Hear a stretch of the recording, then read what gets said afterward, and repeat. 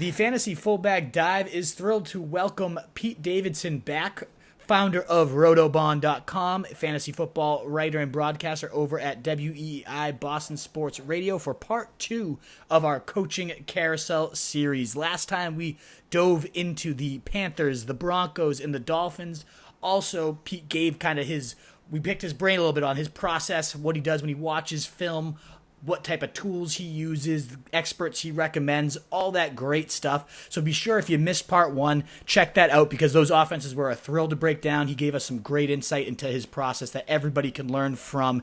And now we're just going to kind of dive right back into these offenses, try to bang out as many. If we need to do a 3-parter because this one starts to go long, who knows? Because I know me and you can go back and forth on these offenses all day. If we need a part 3, you're coming on my show. That's the order. Perfect, yes. But again, don't miss part 1. Tons of great talk on the Teddy Bridgewater and how all those weapons are going to meld under Joe Brady. The Pat Shurmur scheme in Denver, what it means for Gordon, Drew Lock, and all those weapons. And then Chan Gailey, what's he going to bring to the Dolphins, why they could have a much better offense, especially with the additions they have on the line. Tons of great talk, lots of philosophical talk. So you got to make sure you break into those offenses because there could be some great values to come through all of those ones, to be honest. I think all 3 of those offenses could be in for a big turnaround because of these coaching changes. You and I were talking quarterback value, because you were loving Bridgewater as a late pick. Oh, and yeah. It's, quarterback is just insane. There's so many quarterbacks I love who are available deep. I mean, I'm with you on Bridgewater, but I mean, Minshew is interesting, and we talked about Locke. He's interesting, and I think Cousins might be a little bit of a, yeah. I mean, I'm not saying I want Kirk Cousins, but I think Cousins is probably. I think he's got a little bit more upside with Kubiak running the whole thing. Personally, I think Kubiak might be able to lean on Zimmer in ways that other OCs can't. Like Kubiak is a legitimate head coach, and the only reason Kubiak's not running a team's from health stuff, right? Exactly. So I think Zimmer's more likely to give Kubiak a little bit of reign. Why don't we start there with the Vikings? Yeah, let's go. We could. Perfect transition, right? The new OCs, so Kubiak. I was also going to mention, though, keep going. Cam Newton's sitting down there as a late QB now, and wow, I mean, upside. The Cam Newton thing is just fascinating. I didn't have time between shows, but I'm really going to go back and do a little bit of a deep dive on the Patriots, the way they played when they were using Brissett a couple of years ago, because I know they were designing runs for him. I can't see the Patriots bringing Newton in and then not using the full Cam skill set. Like, that's just anti-Belichick. They're going to use they're not going to be like, oh, we need to save him, we need to keep him healthy. They're going to be like, no, we're taking his skill set and applying it to winning games. That's what the Patriots do. They don't mess around. And the beautiful thing is, how many times we see Belichick, Brady's, Patriots up 3 scores and Brady's dropping back and throwing deep in the fourth quarter. Exactly. Maybe we'll see Cam Newton running when they're up 2 scores in the fourth quarter. You know what I mean? So I'm very interested in Cam Newton to the Patriots. I'm all about it too, and the nature of the deal also plays into that. A 1-year kind of prove it. He wants to show off his full skill set. He's not going to be hesitant to go out and run. And Hannibal came on, Ryan Hannibal of WEEI, where you also broadcast him. He was the 1-year contract deal. They're going to have no hesitation. There's probably a very good chance he's not back next year, although they could franchise tag him, I guess. But even so, I think it was ultimately revealed that they could franchise tag him, but still, he's like, the team is viewing it as a 1-year deal. It's kind of almost in that running back mold of like Todd Gurley, where let's run the wheels off, like let's let this guy do his thing. If you're Cam Newton, I would have to think that the Patriots franchising you is not the worst thing in the world. Yeah. I mean, sure you want the extension, obviously, always, but if Bill Belichick's saying, I mean, it's sort of like, if you're Cam Newton, it's, you can basically give the bird to the rest of the league because none of you even wanted to talk to me last year. Yeah. Now this guy's going to franchise me and he's the smartest coach ever. So I don't know. I think most teams he would probably be pissed about it. But if it means my gut is that Newton's going to like playing for the Patriots. Yeah. There's a weird kind of the vibe I get from a lot of people on Cam Newton is they don't think he's smart. Like they think he's just a running quarterback. But, Cam Newton is really good processing. Cam Newton's problem is not throwing to the wrong player or not looking off the safety. His problem is accuracy. Like Cam Newton's problems as a quarterback are a physical problem. It's just simply accuracy, and we can get into a whole rabbit hole on where Cam Newton's accuracy issues come from and how they developed and how they didn't get fixed. The really sad thing is when he got hurt, he was in the process of changing things a little bit. He was getting his weight out. He was getting his weight on his front foot, and I think it was going to help his touch in the short game. And then that just random foot injury, which was too bad. But as usual, the random thing that kills Cam and bums us all out, who profits from it? Belichick. Of course he does. The best franchise out there. Son of a bitch, man. But the part of me that likes Cam is really happy for him. Yeah.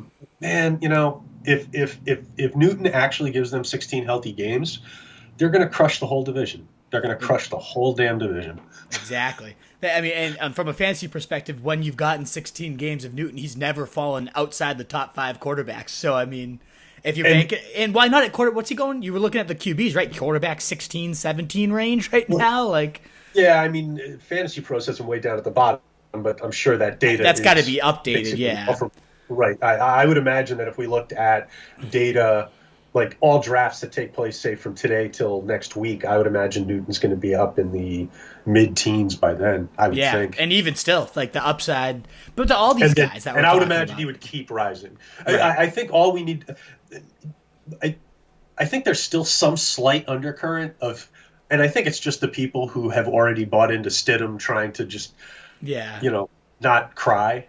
No, Stidham's still the guy. Yeah, dude, Stidham's not. No, if Cam Newton's healthy, there is no way that Stidham is going to be the guy. That's the only thing is the foot an issue? But Newton didn't really play last year.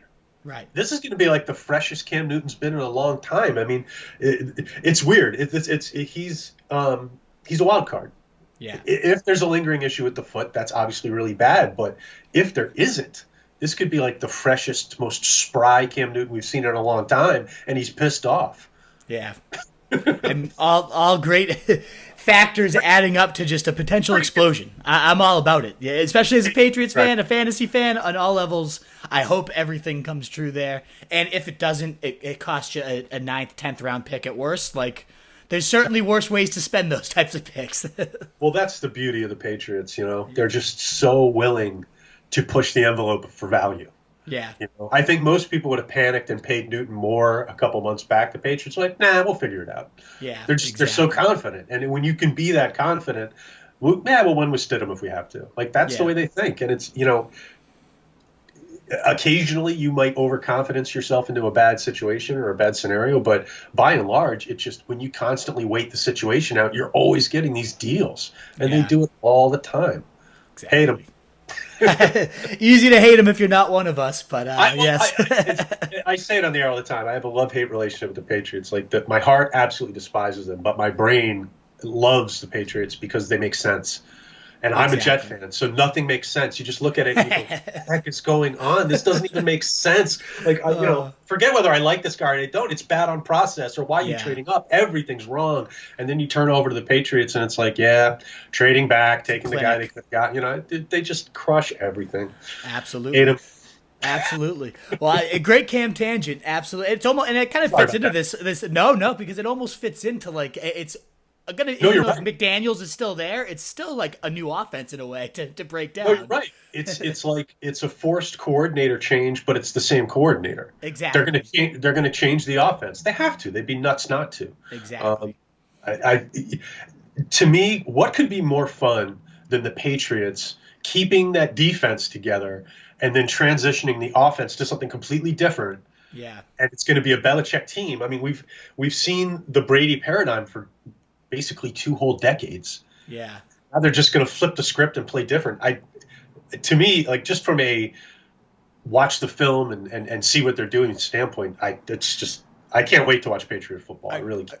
You think they remain the kings of the AFC East with Cam now there? if Cam Newton plays 16 games and the Patriots don't win the AFC East, I will eat my shoe. We'll hold you to that because maybe Josh Allen. All over the bottom. Maybe Josh Allen can feed it to you, but I hope not. I'm with you. I hope the Patriots remain on top. Look, let's be. I mean, the Jets, no way. Way. Miami, Dolphins at least a year away. I like the direction for the Dolphins, but they're not ready. Yeah. And I respect the Bills, but if the Patriots have, again, we're talking about a healthy 16-game Cam Newton on that team with that defense. Yeah, with that defense, right? Sorry. I'm all about it. And the thing about Newton is, like, if the Patriots get into close games, I mean, Cam's got that. He's got the total game. Yeah. So, the Patriots are going to be in a position. It's not like they have to. With Brissett, they were babying Brissett a little bit because he didn't know everything. Cam will come in and have for a first-year guy in that system, I would be surprised if he doesn't have a pretty good handle on things. Because Cam Newton is, I think, underrated in terms of being a grinder. If you've ever heard him actually talk X's and O's, he's pretty damn good. Yeah. He really is. So I love it. I absolutely love it. It's music to my ears as a Patriots fan and as a fantasy fan, seeing how far he's fallen. So 100% in. If you're Cam Newton, like, think of how, I mean, the only thing that's going to drive you crazy, I mean, the foot obviously is going to bum him out, and this COVID thing hanging over the season is going to bum him out. But if there was no injury and there was no COVID, I mean, if you're Cam Newton, you're about to get coaching on a level that you've never gotten it before. Right. And not since college, So I'm just really excited to see Cam Newton applied correctly, exactly as he should for winning football. I think it's going to be a lot of fun to watch, even though my little Jet heart's going to get trampled. But there's a lot of talk, too. It's going to get run all over, just as usual, exactly. And then there's all the argument, too, he has no weapons in New England. But it's like, he was the MVP with Ted Ginn as his wide receiver one, almost won a Super Bowl with that core. And now you give him Edelman, probably the best slot receiver still in the game. Maybe N'Keal Harry does take that step. Sanu, now that he's back and healthy, that's not the worst weapons cabinet by any means in the league. Okay. While we're on the Patriots, let's just do this. Absolutely. I think, like, a guy like Sanu has to love Newton. He has to love Newton because Newton, if they're using Newton full skill set, he's going to draw a spy, and that's where guys like Sanu become extra valuable. He's going to be involved in some gadget plays. He's going to get better coverage than he got last year. I think they'll get more value. I mean, don't get me wrong. I don't think Sanu's going to be some stud or anything, but I think he'll be an effective player for them more so than he was last year. And he did get hurt last year, in fairness to him. But then a guy like Harry, I mean, hey, Cam Newton got pretty good production out of frickin' Kelvin Benjamin. So 145 targets as a rookie. there's no reason they can't find a way to use Harry. Edelman's development, but the way they use him is going to be interesting now. Yeah. Because obviously the paradigm with Brady is completely different than with Newton. Yeah. We could see more deep Edelman. We could see Edelman tended to run fairly, quick routes. But with Newton, they can buy time with Cam's legs. They can do rolls and all kinds of different stuff. So you may see more second level routes from Edelman than we've seen the last couple of years. His yards per catch may go up. His total target number probably going to fall. Yeah. But in some ways for the Patriots, not having Edelman getting just regularly peppered with targets, and he's 34 now? Yeah, he's getting up there. It might be good for Edelman to be a little bit more of a weapon versus a guy who's constant. An engine. Exactly. Yeah, no, I mean, exactly. Because he's getting hit a lot. Yeah. It might be better for him to get hit not quite so much. And the other thing is his route tree was pretty predictable, so he would get cleaned out by the safeties after the catch a lot. Yeah. This could be, I mean, I don't think Edelman's going to be worth as much for fantasy, but for the Patriots, this could be good for Edelman. Absolutely. I could be wrong, but and I think the one thing with Newton is I don't think they're going to do as much with the running backs in the pass game. I think it hurts. I think it hurts Burkhead a little bit, not a ton, but a little bit. Sure, absolutely. But gosh, I mean, with Newton, I love the idea of Cam Newton, them calling running plays for him, getting the Patriots. I mean, for Patriot fans, the deep ball hasn't been a huge factor the last 2 seasons. Yeah, Newton, you can start dialing up all kinds of stuff because you can get the time for it. And then the other interesting thing is you're bringing Newton in the first year after Scarnecchia. So the offensive line play is really going to be shifting around for them. You're going to have a new guy in coaching it up, and the offense could be different in terms of your blocking schemes, and you've got a mobile quarterback. So I just, it's been so long since we saw real change in New England. Yeah, exactly. We're going to see it with a great athlete at quarterback, and Belichick's still there. So it's exciting. 100%. As a Patriots fan, it hurt to see Brady go, but there is just a new buzz, a new excitement, especially when you bring in a guy like Newton. So I'm all about it. I think all those points are very fair, very valid. So I'm looking forward to it. Hopefully we get 2020 because I'd be thrilled. Yeah. How do you feel about the defense? Like, do you think the defense is going to be similar to last year? I think so, yeah. I mean, they lost a couple pieces. Obviously, a lot of his ex-disciples are plucking, Van Noy, a few of the key anchors there, but they injected a lot of intriguing, versatile young talent in the draft and little free agents here and there. So I'm intrigued to see how this all comes together. It might be a little less just like, it's certainly not as proven, but with the athletes they have added, especially Duggar, like what that could end up being, obviously D2, who knows how that will translate, but man, that guy could end up being a hawk with his athleticism. So I don't know. I think it's going to be a very intriguing, athletic, like fly all over the place defense. They'll get to the quarterback. I like it. I think it's very little reason to expect a huge drop off despite them losing a handful of players. Yeah. I mean, if that's the case, I just don't see how, again, with a healthy Newton, 16 weeks, I don't see how they're not the kings of the division again. I hope so. And, it's just so funny because, like, in New York, like, they've been writing papers ever since Brady left. Like, it's finally time. And it's like, dude. Not yet.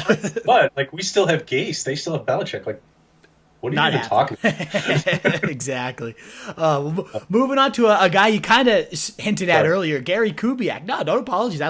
I'll dig into football all day with you if I could. It's fantastic stuff. But we talked about Gary Kubiak and how he's now taking over with the Vikings. We're going to kind of break down him and then move right into the Browns because they are very, very linked, or at least you'd think they would be. But we'll start with the Vikings just because that one might be a little quicker. It seemed like, Kubiak, he was an offensive advisor last year. Kevin Stefanski was the play caller, but ultimately it was a living, breathing Gary Kubiak offense if I've ever seen one. So I imagine we'll see a very similar system this year, which means good news for Dalvin Cook, good news for their number one receiver, most likely Adam Thielen this year. How do you think we should expect a different offense at all, or is it going to be just more of the same over in Minnesota? Yeah, I think it's the same offense. Maybe just a little bit better because I think who's better than Gary Kubiak at dialing up that scheme, Right. And then I think you and I talked before we started recording. I think that was before we started recording, right? I think Kubiak is going to have the ability when he wants to throw. Mm-hmm. I think there were probably times with Stefanski where Zimmer's like, hey, let's stay calm here. Let's not open ourselves up. I think if Kubiak says, I want to dial something up, Zimmer's not going to stop him. So right. It's possible that I'm overestimating the degree to which Stefanski was kept under wraps. That's possible. But to whatever extent he was, I don't think that'll be the case with Kubiak. So I think there's the potential for more offensive pass volume. And I think the important thing about that is that Kubiak knows when to take shots. Mm-hmm. He's really affected. He knows how to play the pass game off the run game and vice versa. And I'm not sure if we talked about this yesterday, but with that scheme, the whole thing is it's always everything looks the same. You want it to look like run every freaking time, and you always want to sort of catch them off guard with the pass. That's what makes that scheme work so well. You're running stretch inside, stretch outside. You get teams on their heels, and then you're hitting them with stuff. And it works because they dial up the run and they coach it so well. I have a lot of confidence in the Vikings offense. The bugaboo is going to be, pass volume. But I think Kubiak is a really good fit for Cousins. I like the fit, and I think there's really I was reading that people are worried about Thielen staying healthy this year, but I appreciate that sometimes hamstrings there's a higher risk of recurrence, and maybe there's a couple percentage points on that risk factor. But Thielen was getting healthy towards the end of the year. Right. You know, he looked half decent the last time we saw him. So it's not like he did the hammy and we haven't seen him since. I mean, he was coming back at the end of 19. So I feel pretty good about Thielen. And Thielen is so well suited for this offense, for what Kubiak wants to do. And I love the rookie. I mean, I love the rookie. He's Reynolds. Justin Jefferson, Yeah. Justin Jefferson is just, you know, and I wouldn't worry too much, by the way. I think some people are starting to like worry about Thielen because they're thinking Jefferson's going to get too much slot. You know, I think Jefferson will get plenty of slot, but so will Thielen.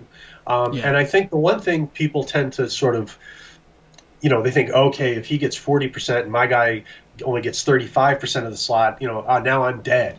Nah, because what tends to happen is they get targets when they're in the slot. So, you know, it's when Thielen's in the slot, he'll get peppered. He'll get his. And the other thing about Thielen is Thielen wins outside consistently. Yeah. So I just wouldn't worry too much about the slot share. I think when it's money time, Thielen will be in there because COVID rookie, you know, Jefferson's going to be a little bit behind the curve on the offense and stuff like that. But man, he is so good. He is so good. Absolutely. I mean, a few points to. Oh yeah, I love Thielen. I was gonna kind of lean into. About Jefferson. And by the way, just Jefferson. Sorry, yeah. You know, Jefferson played a lot of slot at LSU, but if you watch when he does run outside, he's great. Yeah. So I don't see any reason he can't play plenty of outside as well. You know, I think long term Jefferson's going to be a monster. I really believe that.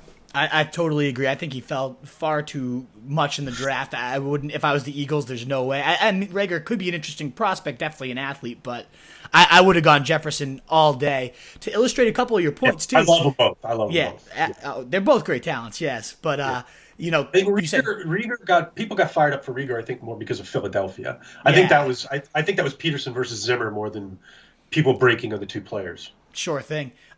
With Cousins, you know, you said this offense was tailor-made for him, and all the stats completely back that up. I mean, a lot of heavy play action, which Kirk Cousins might be the best play action quarterback in football right now. They used it on 31.4% of his dropbacks, which was fifth highest, and he racked up the most touchdowns in the NFL on play action, 14, only 2 interceptions. And, well, he wasn't great in fantasy, and I don't know if I'm going to go and target him quite yet because it is a smaller pie here, but, man, is it an efficient aerial pie. He had his career best TD percentage, his best interception percentage, his highest quarterback rating, and his highest air yards per attempt. So, I mean, even though they don't throw a lot, when they do, it is deadly. And you know, it's key that you said you believe Adam Thielen can be that anchor. I've heard a lot of people like, oh, you know, Diggs is gone now. He's going to draw number ones and he's going to, you know, regress because of that. Man, I totally agree with you. I think Adam Thielen is totally fully capable of being that number one alpha. And when Kubiak's had one, the results have been monstrous. He loves to pepper.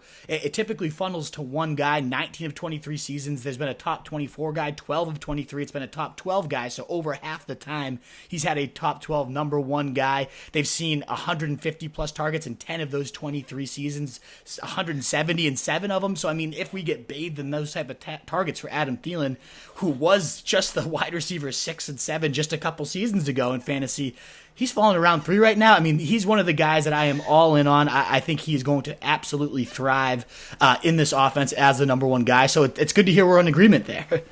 Yeah, I mean, you know, if Jefferson hits really well right from the beginning, that'll affect Thielen's upside, certainly. Yeah. But I think Thielen's target floor is like really solid. Oh yeah. You know, I mean, you know, I don't know if you're stealing Thielen in the third, but certainly it's a decent, you know, a solid pick. The only thing about Thielen in the third is that the receivers in the fourth and fifth are so good. Exactly. You know, like, right. You know, I'm probably not taking any of the third round receivers if the running back that I want gets to me. Melvin Gordon. It's nothing, right. Yeah, Melvin Gordon probably the guy I'm hoping for, but it's nothing against the receivers. It's just that the receiver drop off is like next to nothing, and the running back drop off is a cliff. So.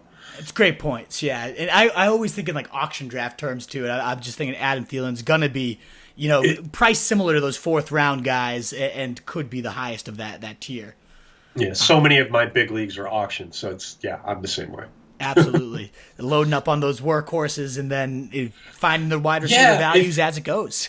Like if I did 100 auctions, I would have such a high percentage of my guys, right? Yeah. Because you can really focus on getting your guys because you've got a wide open whiteboard of in terms of your strategy. But in a straight draft, so many of my guys go before I get the pick, or they're going before I want them, kind of thing. It's much nicer. Or if there's 4 guys you love in the 3rd round in an auction, you can get 3 of those guys. Yeah. Right? In a straight draft, you're only going to get 1. That's the way it is. So, and I'll Dalvin take Cook auction over straight draft any day of the week. I love auction drafts. I mean, we alternate in my biggest league, my hometown league. We go snake then auction, just to kind of like shake it up a little bit, which is fun because I do love the snake too. But when we get back to those auction years, it's always the best. Like this year's an auction year. I can't wait. Yeah, the only thing about the snakes is like, look, when it's a year where it's like the number 1 pick is everything, or one of the top 2 guys is everything, and if you have McCaffrey, you have a 55% chance of winning your league. Like that's, right. Make the guy who gets McCaffrey pay for McCaffrey. Now we're having bucks, fun. Right? Yeah, exactly. Right. Yeah. So it's not my mix into your McCaffrey. It's my $40 mix into your $70 McCaffrey. Now we've got a game. Right. I like that. Exactly. You want the big dog, you got to pay for the big dog. That's fun. Exactly. I totally agree. We're going to move now to the Browns just because it seems like a pretty natural transition. Kevin Stefanski coming from those Vikings team where Gary Kubiak was his offensive advisor. So a lot of those principles we just talked about, that zone blocking scheme, making plays, in his own words, Kevin Stefanski, they have to look like, taste like, smell like the run. So this is his offense. This is his philosophy. It might be just a little bit different because you mentioned the pressure from Zimmer, the pressure from Kubiak. We'll finally see what Stefanski on his own as the head coach is going to do. But that zone blocking scheme, I mean, we saw Dalvin Cook last year. It makes monsters out of Clinton Portis, Terrell Davis, Arian Foster, but then even like no names, Olandis Gary, Mike Anderson. Right. So when we get a talent like Nick Chubb, who I think is just as good as some of those big names, Cook, Portis, and whatnot, maybe even better, and also Kareem Hunt, who's also a great talent in his own right. Like, how do you see this kind of running game shaking out under Stefanski? Well, you know what? This scheme is a great scheme. I love this scheme. I love getting players in this scheme. But even the Shanahan, sometimes year 1 isn't always perfect. Yeah. Because you need to teach the scheme to every single player. And the more they get this thing coached in, the better it gets. So it's possible the Browns are going to have a transition year here. It's possible, as you mentioned, that Stefanski will have some transitioning because he no longer has the Kubiak training wheels on. Yep. The Shanahans and Kubiak, the one thing they're great at is fixing things on the fly. Mm-hmm. When they see something not working, they get right on top of it and they fix it. And by next week, it's running right. Is Stefanski going to be able to sort of, that old philosophical question, if you replace every part in a boat as you cross the ocean, is it the same boat when you get to the other side? Is he going to be able to sort of fix the ship as he's sailing it, kind of thing? The Shanahans are really good at that. Yeah. The one thing I do love with that, though, is I totally agree. When you're going to this zone blocking scheme, it's like it starts from the ground up, and you have to really do it step by step. You can't overlook anything, and he's acknowledged that as in his obviously saying things and executing. It's a totally different game, but he is very much like this is going to be a process. We're going to start and make sure we lay down layers. He cited Gary Kubiak as a guy he learned that all from. You see the offensive lines moves they make. Jack Conklin coming from the Texans team the Titans that did run quite a bit of outside zone. They draft Wills, absolute athletic monster at 320 that Stefanski said we identified this guy as a freak that can get down the field and move, and that's why he fits that. So You see them laying that groundwork at least, which it's huge to point out, but I also like the steps that I'm seeing so far. Yeah, it's we can't yet say, oh, this is the next link in the chain. We're hoping it will be. They're definitely going to try to do it. There's no doubt that Stefanski wants to replicate that offense. It's hard for me to put odds on what their success rate is going to be and how long it's going to take. But the one thing I would say is this: just change for the Browns works for me. I did not like their offense last year. I like this scheme. Hopefully it works out well right out of the box. I definitely think it's going to be good for Beckham. the unfortunate thing with the Browns is that they've ruined a bunch of tight ends. Yeah, right. I mean, I don't want any of them. I'm sure a lot of people with Austin Hooper, especially in Dynasty, are just sort of like whistling past the graveyard. Yeah. My advice would be accept reality. It's unlikely. These guys are going to share, and it's already a team where the ball, a lot of people have dibs on the football. Right. They got two running backs that want touches, and they've got really good receivers. So, yeah, I'm gonna unless the Browns tight ends are just free, I'm probably not gonna have any of them. Yeah, I'm not touching the tight ends, but back to the running games too. Let's say it Yeah. does get implemented, right, and it works Yeah. out. What are your thoughts on Nick Chubb, who's been, according to PFF, the best running back since he entered the league, based on all their grades? I love just watching the guy play, and Kareem Hunt, also a great player. Yeah, so I mean, what do you think? How does he fit this type of scheme if it is executed, and what do you think the results would be? Scheme-wise, he fits it really well. I mean, Yeah. they ran some of that at Georgia. It's not like completely foreign to him, and it fits his style of running. I mean, Chubb is a see it and hit it kind of back. Yeah. They say put a foot in the ground. That's Nick Chubb. Yeah. He doesn't mess around. He's a very direct runner, and it works for him. He's extremely tough to bring down. You cannot tackle Chubb if you only get 30% of him. You got to get 100% of him if you want to bring him down. Yeah. And in this scheme, I think his style should play very well. The backs who struggle in this scheme are the indecisive ones. Yeah. And Chubb is not an indecisive runner. Yeah. And I think Chubb's partner at Georgia would do well in this scheme too. I think Sony would be good in this scheme. Yeah. And I'm not sure. I mean, Sony seems to have lost a step, sadly, but he's a back that would do really well in the scheme. Now, Kareem Hunt, I don't see any reason why he would struggle, but he is a little bit more of a scheme blocking back. So I think Chubb's a little bit more of a natural fit in terms of the run scheme, but I wouldn't expect Hunt to struggle. He's an excellent back. Yeah, exactly. So I mean, a lot of concern because they're two very talented backs sharing a backfield, and you never really, especially the first round, want a shared backfield if you can avoid it. I don't know. Part of me is like, this ground pie is just going to be so big and so productive that I don't mind Chubb right around that 1-2 turn. But there's so many other running backs that are going there too that I love. So I don't know. Do you find yourself landing Chubb, or are you kind of avoiding it? Are you nervous of the committee situation? I mean, I had Chubb in the first round last year, and people got on my case for it, and it worked out pretty well, I think. Yeah. I mean, he wasn't a league winner or anything, but I mean, he paid off. Those fine. first 8 games, I mean, the running back 6, Kareem Hunt, running back 15. So that's kind of the worry, right? Is he going to be that running back 15 or running back 6 with the scheme change? Yeah, and a lot of people say, well, Hunt was the better fantasy back once he started playing, and I mean that's true because he catches passes, but it wasn't like Chubb suddenly wasn't good.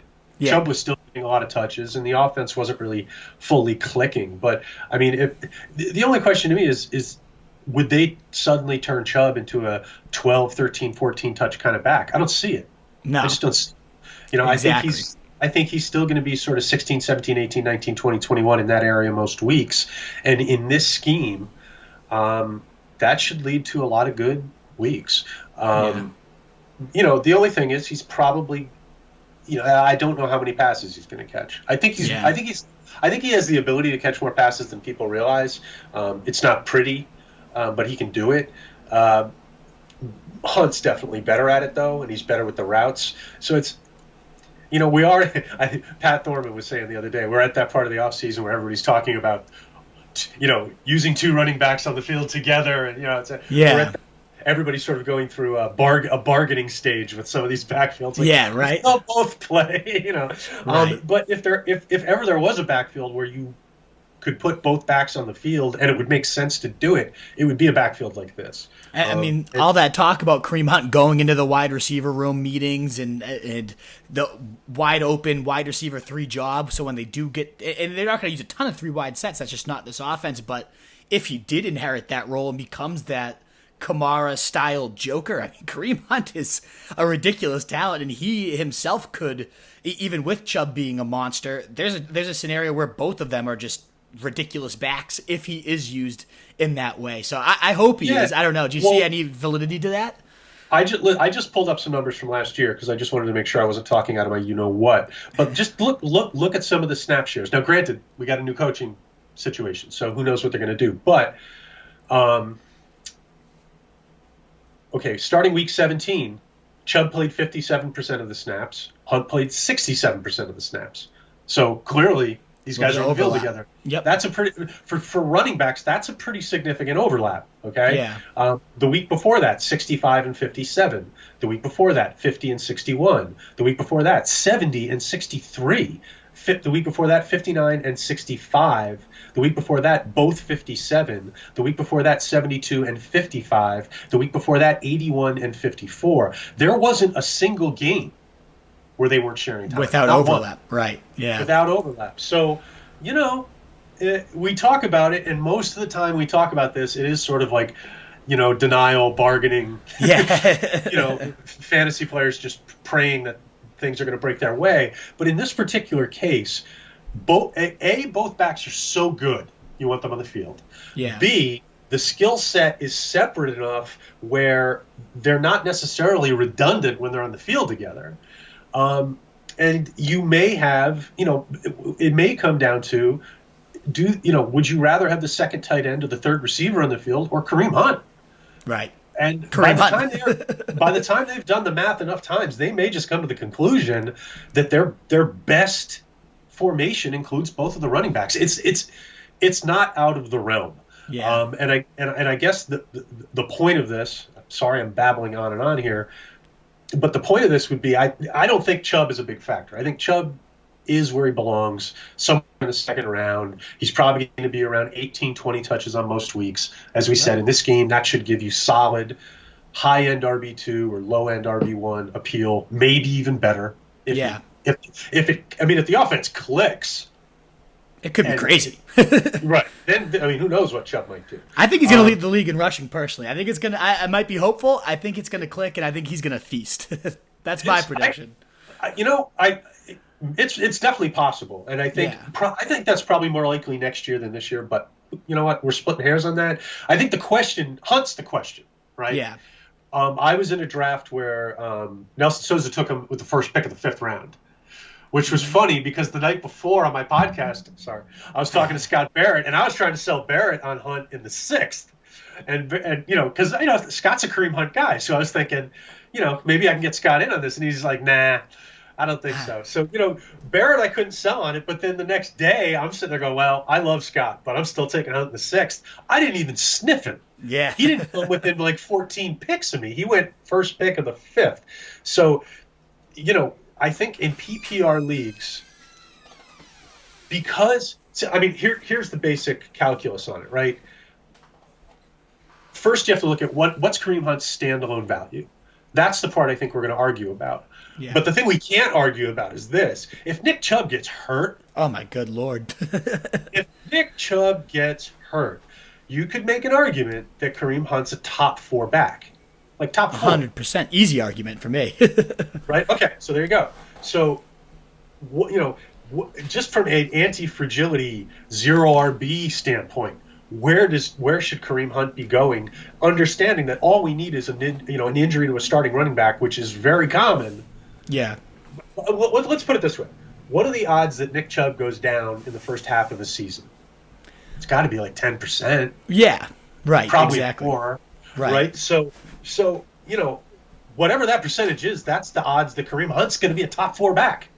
Yeah, which isn't horrible. Right. Worth that price of admission. Right. So if my attitude is I draft to win leagues rather than drafting for safety. I loved the article that Barrett wrote about upside is how you win. I'm a 1,000%. big, huge freaking believer in that. Yeah. We talked yesterday about why we were taking Derrick Henry in the 3rd, 4th turn last year, because he can easily end up in the 1st round value wise. So these are the guys we're looking for. So Kareem Hunt's a guy. Even if I have to pay 5th round, ideally I'd like to get him in the 6th. But by the end of the season, now I've got 2 1st-round players. Exactly. Because Kareem Hunt's playing like a 1st rounder. Like, that's how you win a league. So exactly. But the calculus is, if we don't get that scenario, what's he worth? right? And I don't think it's too bad either. If this receiver volume plays out, and if he gets the role he had at the end of last year, he was a top 24 running back every single week. So I mean, yeah. If he can be what he was last year, I think if that's his floor, if we could. I don't know that it is. Neither do you. We want it to be, but if that was his floor, I think he's a steal in the 6th round. Exactly. Because you're getting. I mean, like you should probably get 6. That's 6th round value, right? Like that's. Right. I mean, that floor is baked into his price. The ceiling's not. So if I can get him in the 6th, and he's probably going to perform even with a healthy Chubb to that place, I think we're stealing upside. We're just stealing. 1,000%.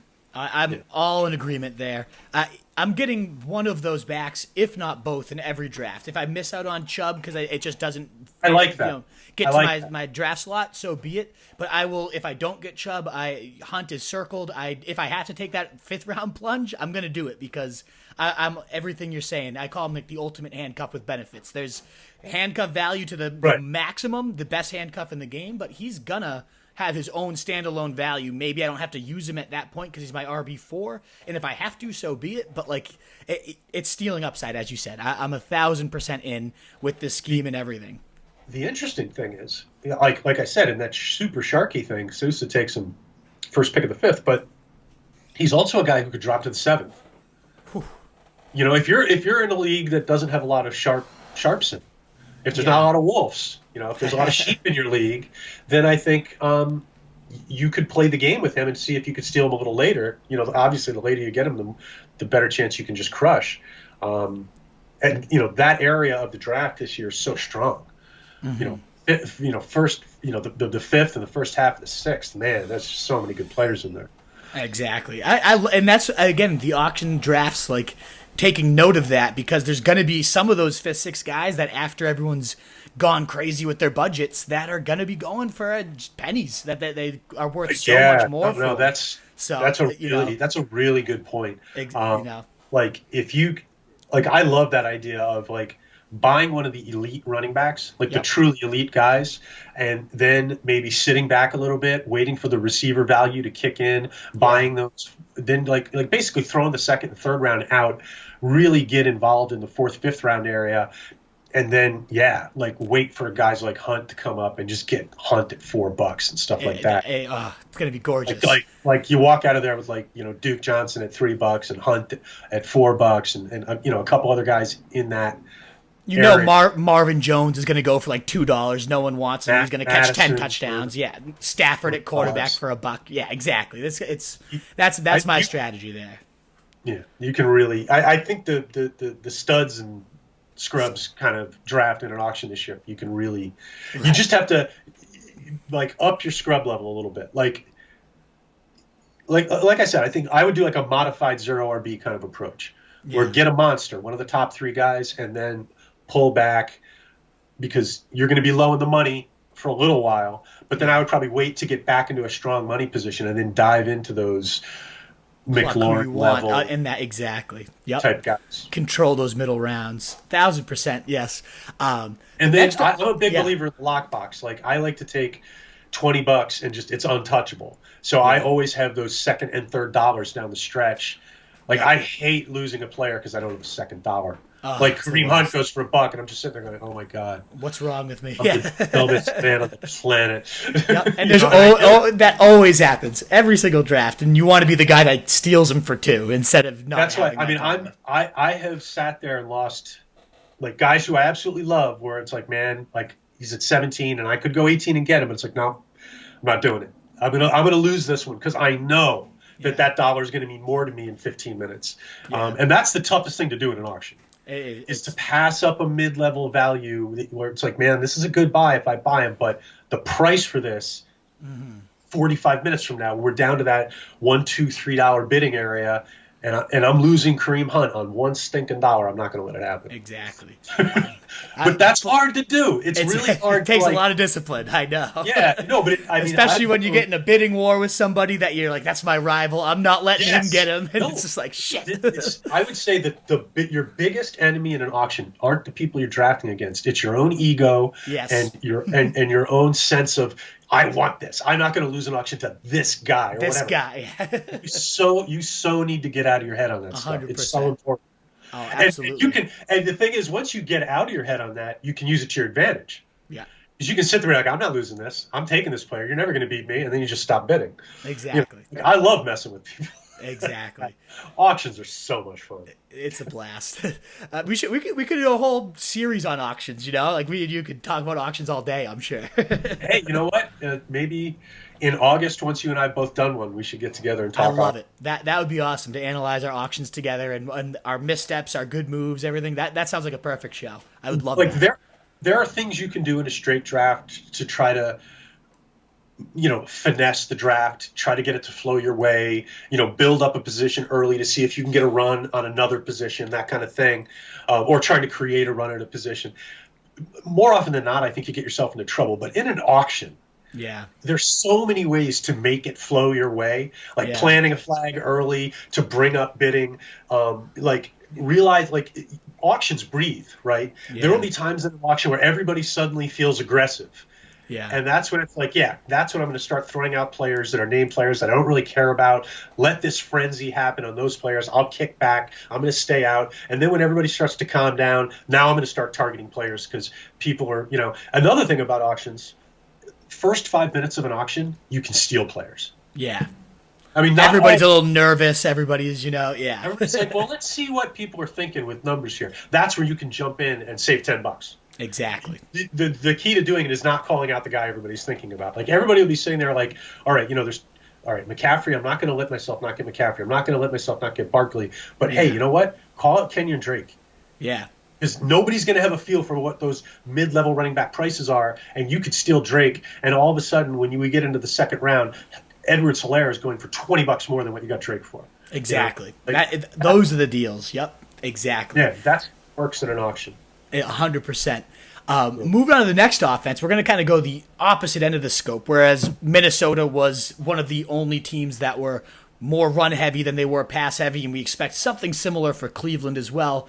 The Cowboys were on the opposite end of the spectrum, one of the most pass-happy offenses last year under Kellen Moore. And now they bring in Mike McCarthy, who almost lost a job for being too pass-happy with the Packers. But he inherits an absolute Ferrari of an offense. I mean, under Kellen Moore, he did a fantastic job as a first-time play caller. 431.5 yards per game, first in the league. Second in total passing at 296.8. Fifth in rushing. Sixth in scoring. I mean, a solid job from Kellen Moore, who will reportedly still remain that play caller, but even so, McCarthy's not coming in just to do nothing. Apparently, he had this off season where these last year out, he's been studying the most explosive.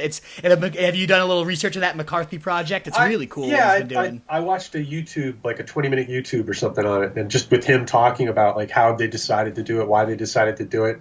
Really cool. I had to say I liked McCarthy more once I watched it. Like, I respected him a ton. Yeah, exactly. I always thought he was so stuck in his ways and he would never change. But then the fact that he brings in some great coaches, studies the college game, studies the best offenses of the pros game, and says he's remodeling it.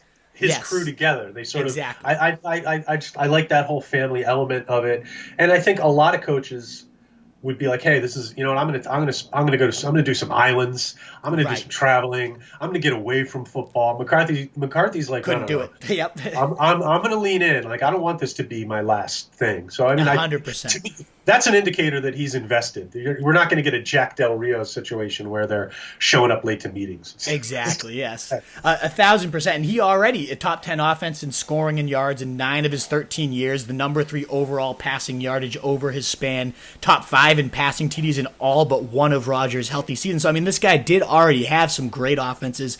Now he's coming back after a year of refreshing and learning and studying with some great minds. I mean, all of this, especially with Moore, who has that comfort level with Dak Prescott, this all seems to be molding up for another great year from Dak, right? I mean, the idea that the Dallas offense could fail is pretty far-fetched. Yeah, right. What about the offense isn't good? Yeah. Like, name me one thing. Name me one. Like what exactly would their weakness be? The I only can't thing I name worry it. about would be Dak Prescott having more shoulder stuff. Yeah. Because that was a little concerning. And like a couple of those games, it's like, why? I actually wondered a couple of points, like, why is he still on the field? Yeah. Like he can't throw. Like, why do they have him out there? But apart from that, and there was no surgery, right? And I haven't heard any rumblings of any concern. And that he's the long-term guy. So I'm assuming that shoulder thing was a bump in the road. And as long as that's what it was, this offense is just a freaking hot knife through butter. The only problem with this offense is that it could be so good, so efficient, that they could be shutting it down at some point in certain games. I mean, that's. I mean, and by the way, I'm not concerned about that. But if you're pressing me to make up some kind of concern, it would be something like that. The only issue with the Dallas offense is that there's too many good players in one football. It's sort of like Carolina. Yeah. Amari is legit good. Yep. Gallup is legit good. And CeeDee Lamb is legit good. So now, based on ADP, should we pull that up? Yeah, as you're looking there, I mean, right now that's the key thing with this group, right? Yeah. So what you're saying there, as you're looking at the ADP, I mean, as we said with Bridgewater, like first and foremost, let's get the guy who's just going to be racking up points as all of them do their thing, which is Dak Prescott. I mean, to me, he's my number 3 locked in after you get Lamar Jackson and Pat Mahomes, however you order those top 2. Personal preference, but to me, Dak Prescott's the locked in number 3. Would you agree with that, or do you have anybody else you'd consider there? That's a good question. Some people say Kyler, some people say Russell. I don't know. Dak is my guy there. If Seattle signs Antonio Brown, well, yes, there you go. Russell Wilson definitely is in. Now he's there for sure. He's there for me up too. Yeah, I mean, I definitely think Mahomes, Jackson, Dak, Kyler, Wilson, Deshaun, and then we can start talking about all the other stuff. To me, those 6 guys sort of stand alone. Dak's my 3. I think you can make an argument for Dak at 2 if you wanted to go there. Because look, Lamar is a risk. He could get hurt. Yeah. Lamar. Exactly. I love playing the Lamar game. I think I definitely want exposure to him because he's a potential league-winning player. But I wouldn't want to put too much exposure on him because I think he's more likely to take down your season with an injury than Mahomes. Sure. I've been thinking about this the last couple of days, but the more I think about quarterbacks this year, the more Mahomes has to be number 1 because I think he doesn't need practice. If you just send him out and say play, Mahomes is going to light it up. Yeah. He might even be better that way. Yeah. Because if the more disorganized and ugly the season gets, the more fun Mahomes is going to have. Yeah. With it. You know what I mean? Like, right. He doesn't. So I'm sort of starting Backyard to think Mahomes football, Mahomes. No, I'd love it. Really be a monster. It would be. But back to what you're talking about. Let's get to the wide receivers, right? How do you think it's going to all shake out? Cooper goes the first. He's kind of right around the 3rd round, second, third turn. Gallup in the middle range, and then CeeDee Lamb falling the furthest as the rookie. How do you kind of see it all shaking out, and is there one of those 3 you find yourself leaning towards more? Well, I'll tell you this. If this was not a COVID year, if we felt really good about this being a good old NFL season, I would 100% be targeting CeeDee Lamb. Yeah. 100%. That's the guy I'm targeting. I'm not even touching the other 2 guys. I'm probably going to end up with no shares of the other 2 and a ton of Lamb. That's what I would do in a normal year.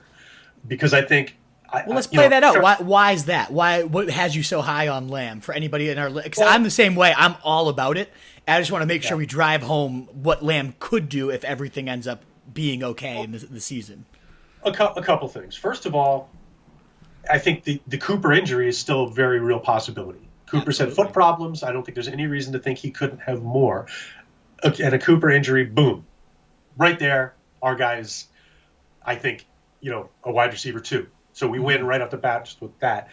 I also think, as much as I think, Gallup is a good player. I like Gallup. I don't want to say anything super negative about him. He's not CeeDee Lamb. I agree. And I think people have to wake up to the fact that by week 4, Gallup could be the 3rd receiver. Yep. I don't want to be, I'm not, and again, this is not a negative comment on Gallup. It's a positive comment on Lamb.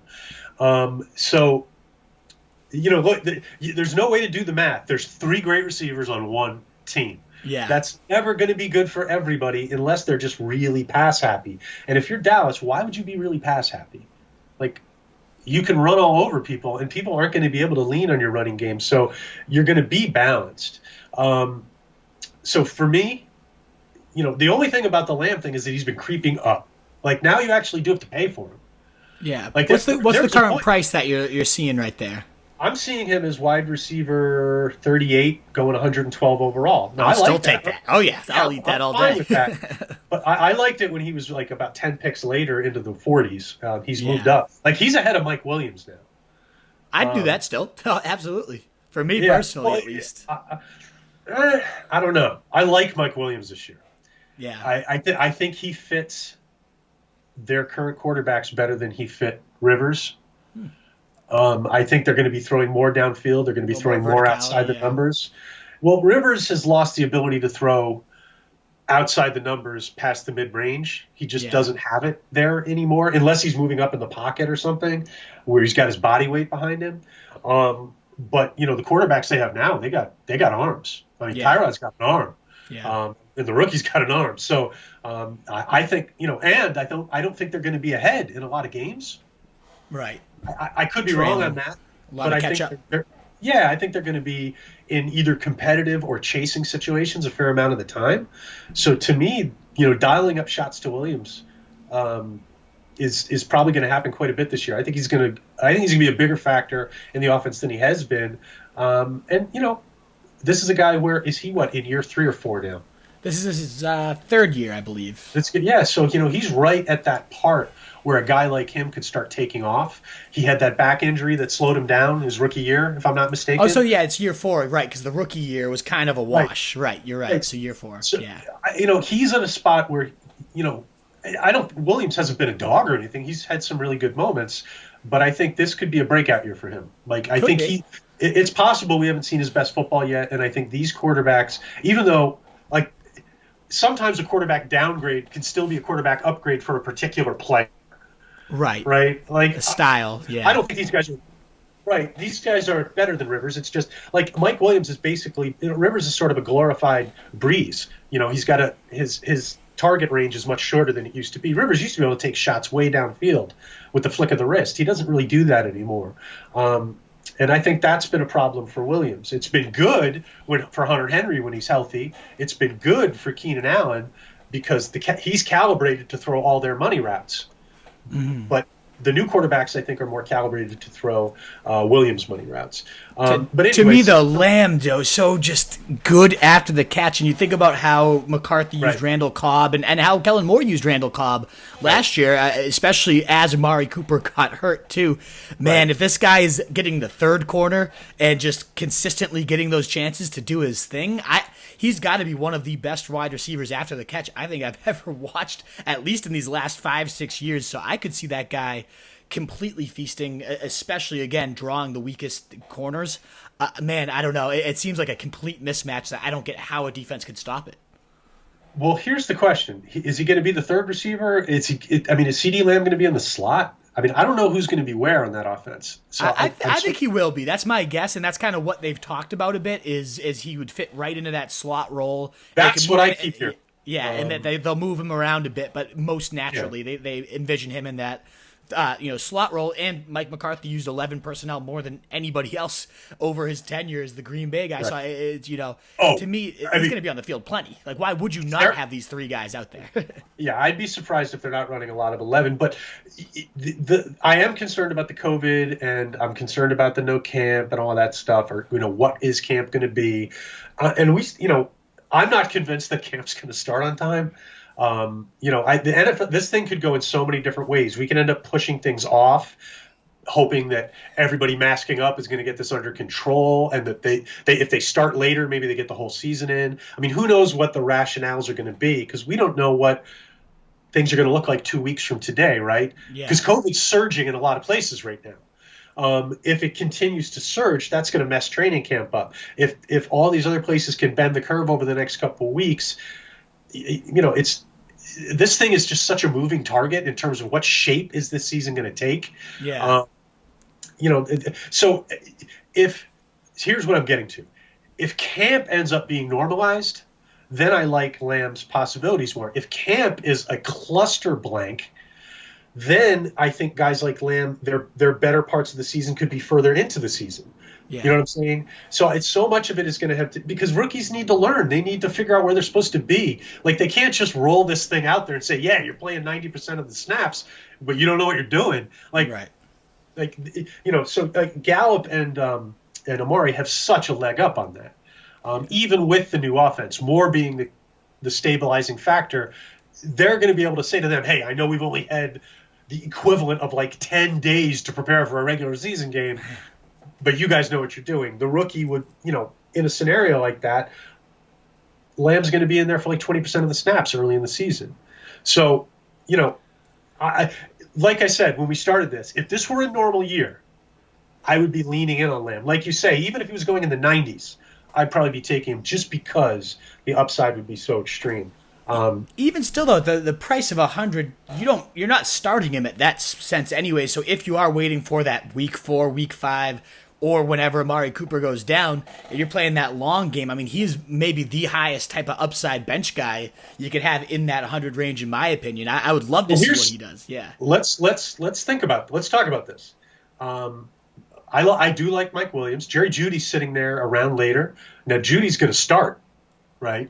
Yeah. So he's probably going to start from day one. He's great too. I happen to be bigger on Lamb than Jeudy, but it's by percentage points. I mean, they're both great. Marvin Jones going to be a starting outside guy for a team that's probably going to throw more this year. Darius Slayton, Jones there, yeah. Darius Slayton, tons of upside. I mean, now Slayton's got floor problems. Yeah, but the ceiling is fun, right? It's huge. Oh yeah, we're going to get to those Giants. Oh yeah. Deontay Johnson's got plenty of upside. If Roethlisberger is healthy for 16 weeks, Deontay Johnson's got a ton of upside. Ruggs is back there. Jamison Crowder is underrated in full PPR. Yeah. Rieger's back there. Preston Williams is back there. Sammy Watkins is back there. The receivers way deep. It's insane. Way deep. And some of these guys are going to break out. Like in best ball, if you're taking receivers early in best ball, you're doing it wrong. Yeah. I mean, one stud, sure. I mean, certainly somewhere in the 4th or 5th, you're probably going to grab one. But you can backfill with these late receivers and just get so many good players. And when you don't have to make the lineup decision, when you can just collect the good weeks in best ball scoring, it's such a no-brainer to me. Yeah, absolutely. I'm taking my running backs and my tight ends, maybe even a quarterback before I take I'm probably drafting like 8 or 9 receivers, and 6 of them are probably coming in rounds like 10, 11, 12, 13, 14, 15, in that area. Yeah. I'm just loaded up. Same exact strategy, absolutely. And like you said, in best ball, you don't need to get the Deshaun Jackson week right. You just have to have him so he gets thrown in your lineup when he puts up 35 points as a round 11 guy. So, yeah, I'm all about those stabilizing. Yep. Wide receiver 60, Deshaun Jackson is 62. Rashad Perryman is wide receiver 63. That's just stupid. I mean, Perryman's an example. I mean, I took Perryman in the 8th round of an expert draft. Wow. I mean, I don't understand why people are sleeping on Rashad Perryman. He's probably going to be the most targeted receiver in the Jets. Me and Pat Fitz on a couple weeks ago talked about this and had a great conversation, Fitzmaurice and me, about Perryman. I love him, especially in best ball, too. People think that Mims is going to come out and get like 140 targets or something? No way. I think that's crazy. And, I mean, I love Crowder, but the more you throw to Crowder, the more you increase the likelihood that he's not going to be on the field the next week because he gets dipped up. So, Perryman right now to me is he's a steal. He's down there with Deshaun Jackson, John Ross, D.D. Westbrook, Terrell Williams. He does not belong with those guys at all. No, neither does Deshaun Jackson, in my opinion, deserves to be a little bit more respected too. I agree. Deshaun Jackson's a perfect guy to target in that once the studs and the guys who are weekly starters are off your line are off the board. Deshaun Jackson, you may not use him a ton, but if he's starting and healthy, holy crap, you want him in your lineup. Nuts not to put him in. Right. And so we were trying to shake out here how the targets might go. I mean, I see Amari Cooper kind of playing that Jordy Nelson, Devontae Adams role for however long he lasts in that McCarthy system. He's, to me, the alpha. He runs the entire route tree. When he's healthy, I mean, I think he's borders on unstoppable at times. He's as good as any in the league, in my opinion. It comes down to me, CD versus Gallup, and how that all shakes out. Obviously, Gallup, the early edge, with all these concerns, as you're saying, the ability to build the rapport, the ability to learn the playbook. But long term, to me, I still don't find myself targeting Cooper because that's where I'm probably getting another running back. I'm eating CeeDee Lamb at cost.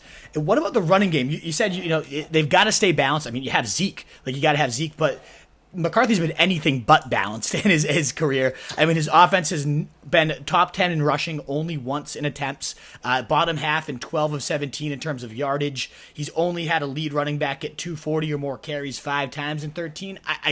My whole thing, and I'm sure what you're going to say, is Zeke's a different beast. Let's not be worried here. But is there any cause for concern that he shouldn't be in that top 3-4 range of drafts? In my opinion, no. I agree. I'm very happy taking Zeke at 3 when I'm at 3 and he's there. The differences I see between the pass-happy McCarthy and what we're going to have this year is, A, he had Aaron Rodgers. So he had the GOAT in his prime. Of course you're going to throw. They didn't have as good an offensive line there. So it was, they didn't, when they ran, it was not like they ran effectively. Like, you clearly had a better way to play. If you're Green Bay, you're better throwing the ball than you are running the ball. It's hands down the case. And McCarthy's a pretty good coach. So, if I had GOAT level Aaron Rodgers, I'd be throwing the ball all over the place too. Whereas with Dallas, you can run the ball at will. Like, if Dallas couldn't throw a lick, they could still run on you. Right. Like, if you want to load up and stop Dallas on the ground, you're still not stopping them. Right. They can just run whenever the hell they want to. So, the one thing that can't happen to the Cowboys is Dak Prescott getting hurt. Right. That's what can't happen. So, to me, there's any time. First of all, they're going to have multi-touchdown leads in the first half several times. Like, this team is going to play from way ahead, assuming we have football, plenty of times. And in those games, Zeke is going to eat. I also think people are making a mistake when they talk about, and I love the kid. The kid's exciting, but I don't think he's going to come in and steal mega carries from Zeke. I don't think he's going to be a closer. You know what I mean? Right. I think he's more of a gadget weapon. Tony Pollard, you're saying? Oh yeah, I'm sorry. Yeah, the kid. Yeah, just making sure the listeners know. I know who you're talking about. I think Pollard's really good. I'm a big fan, but I don't think he's gonna. He'll take some volume from Zeke, but not the kind of volume where it's going to bum you out severely. You know what I mean? Like, Zeke isn't going to suddenly Pollard's not going to make Zeke a 15 carry back. Right. You know what I mean? Exactly. If he does, Dallas is smoking something. And you and I talked about this before we started recording, but part of the reason for what I'm saying is, if you watch the film, Pollard is more exciting than Zeke Elliott. He's quicker. He'll make more people miss. He might have a better chance at popping the big play. But when Zeke is on the field, the defense doesn't know what's coming, and they have to. Zeke Elliott could be the best pass blocking back in football. He's certainly in the discussion. He's definitely the best blocking running back in the game. Like, he knocks people down in space as a blocker. So you can no matter how you choose to deploy Zeke Elliott, he's a winning football player. No matter what if you tell him you're sacrificing yourself, you're going to go out and block, Zeke will do it. If you like Zeke, we need to get a chip on the edge. Not only will he get as good a chip as any back out there, if I can show you multiple plays where not only does he get the good chip, he also runs a perfect route after the chip. Yeah. So, just try to understand, how much coaches love that, how much quarterbacks love that. When your running back is making himself available and slowing down the edge on that same play, that's value, man. So you don't take that guy off the field. He's a guy you want on the field. So it's nothing against Pollard. I think Pollard is going to be really exciting when he's out there, but it's not gonna take a big dent out of Zeke Elliott. 100%. I agree with you. And McCarthy himself is exactly as you're saying. Yes, why wouldn't you just chuck it every time with GOAT Aaron Rodgers? He's got Dak, yes, very solid too, but he came out and said right when he got hired, First off is Zeke. He's going to get the football. Let's make no mistake about it. We have to build off that. We clearly understand what we have here. So, and we've seen that when Ricky Williams with the Saints, Deuce McAllister with the Saints, when it wasn't quite, I have this GOAT quarterback and minimal backfield talent. When he had a good running back of Zeke's stature, he rode these guys into the ground. I mean, a 16-game pace for Ricky Williams was 467 touches, 70 catches, 2,254 yards, and 14 TDs. Granted, that was in 2000. It's a little bit of a different era now, but that was insane. But then Deuce McAllister, 372 touches, 420 touches, 303 in 14 games. I mean, he has used workhorses before when the offense is built that way, when he has the right talent. So it's not like he's immune to the run game and to using a running back the right way. So I'm all about Zeke, especially with this offense, with the potential for it to take off. I don't see any of these concerns as valid.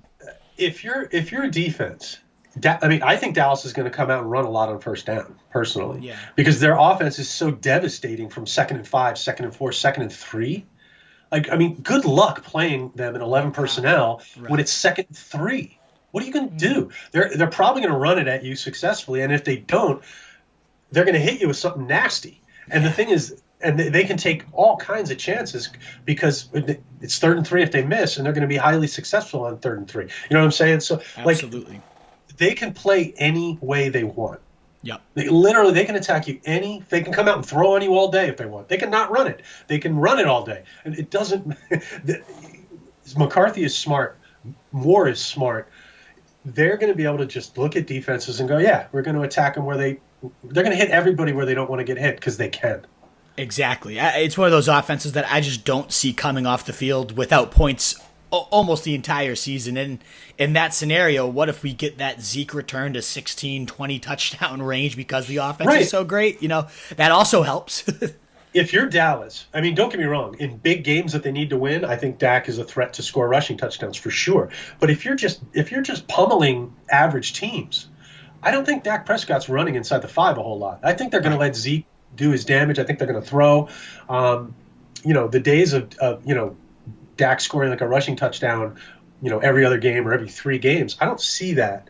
And I think they did go away from that last year as well. I don't think Dak ran as much last season, just from memory. I'm going from memory here, which I probably shouldn't do. But I'm trying to think too. Yeah, Dak didn't have all that many rushing touchdowns or rushing in general. Yeah, and he's got the underrated leg upside too. So that could be another area. He raises his ceiling. So 2016, Dak rushed for 6 touchdowns. 17, 6 touchdowns. 18, 6 touchdowns. Last year, 3. And his attempts were at 52, which isn't really out of scale. The attempts were in line. In 2018, he had 75 attempts. Every other year, it's in the 50s. Yeah. I think this is going to be a year where his rush attempts are in the 50s, maybe even going down into the 40s. Because why, if you're Dallas, why you just don't need to put him in harm's way. You just don't need to. Exactly. So I think and the good thing though for his fantasy value is last year with only 3 rushing touchdowns, he was still a monster. Number 2 quarterback in fantasy. Yeah, an absolute beast. So I'm not putting this out there as a negative on Prescott. I'm putting it out there as a positive for Elliott. Absolutely. We'll move in division now because there has been some coaching change within there. We already kind of hinted at it. Jason Garrett leaving the Cowboys and now joining the Giants as the offensive coordinator for Joe Judge.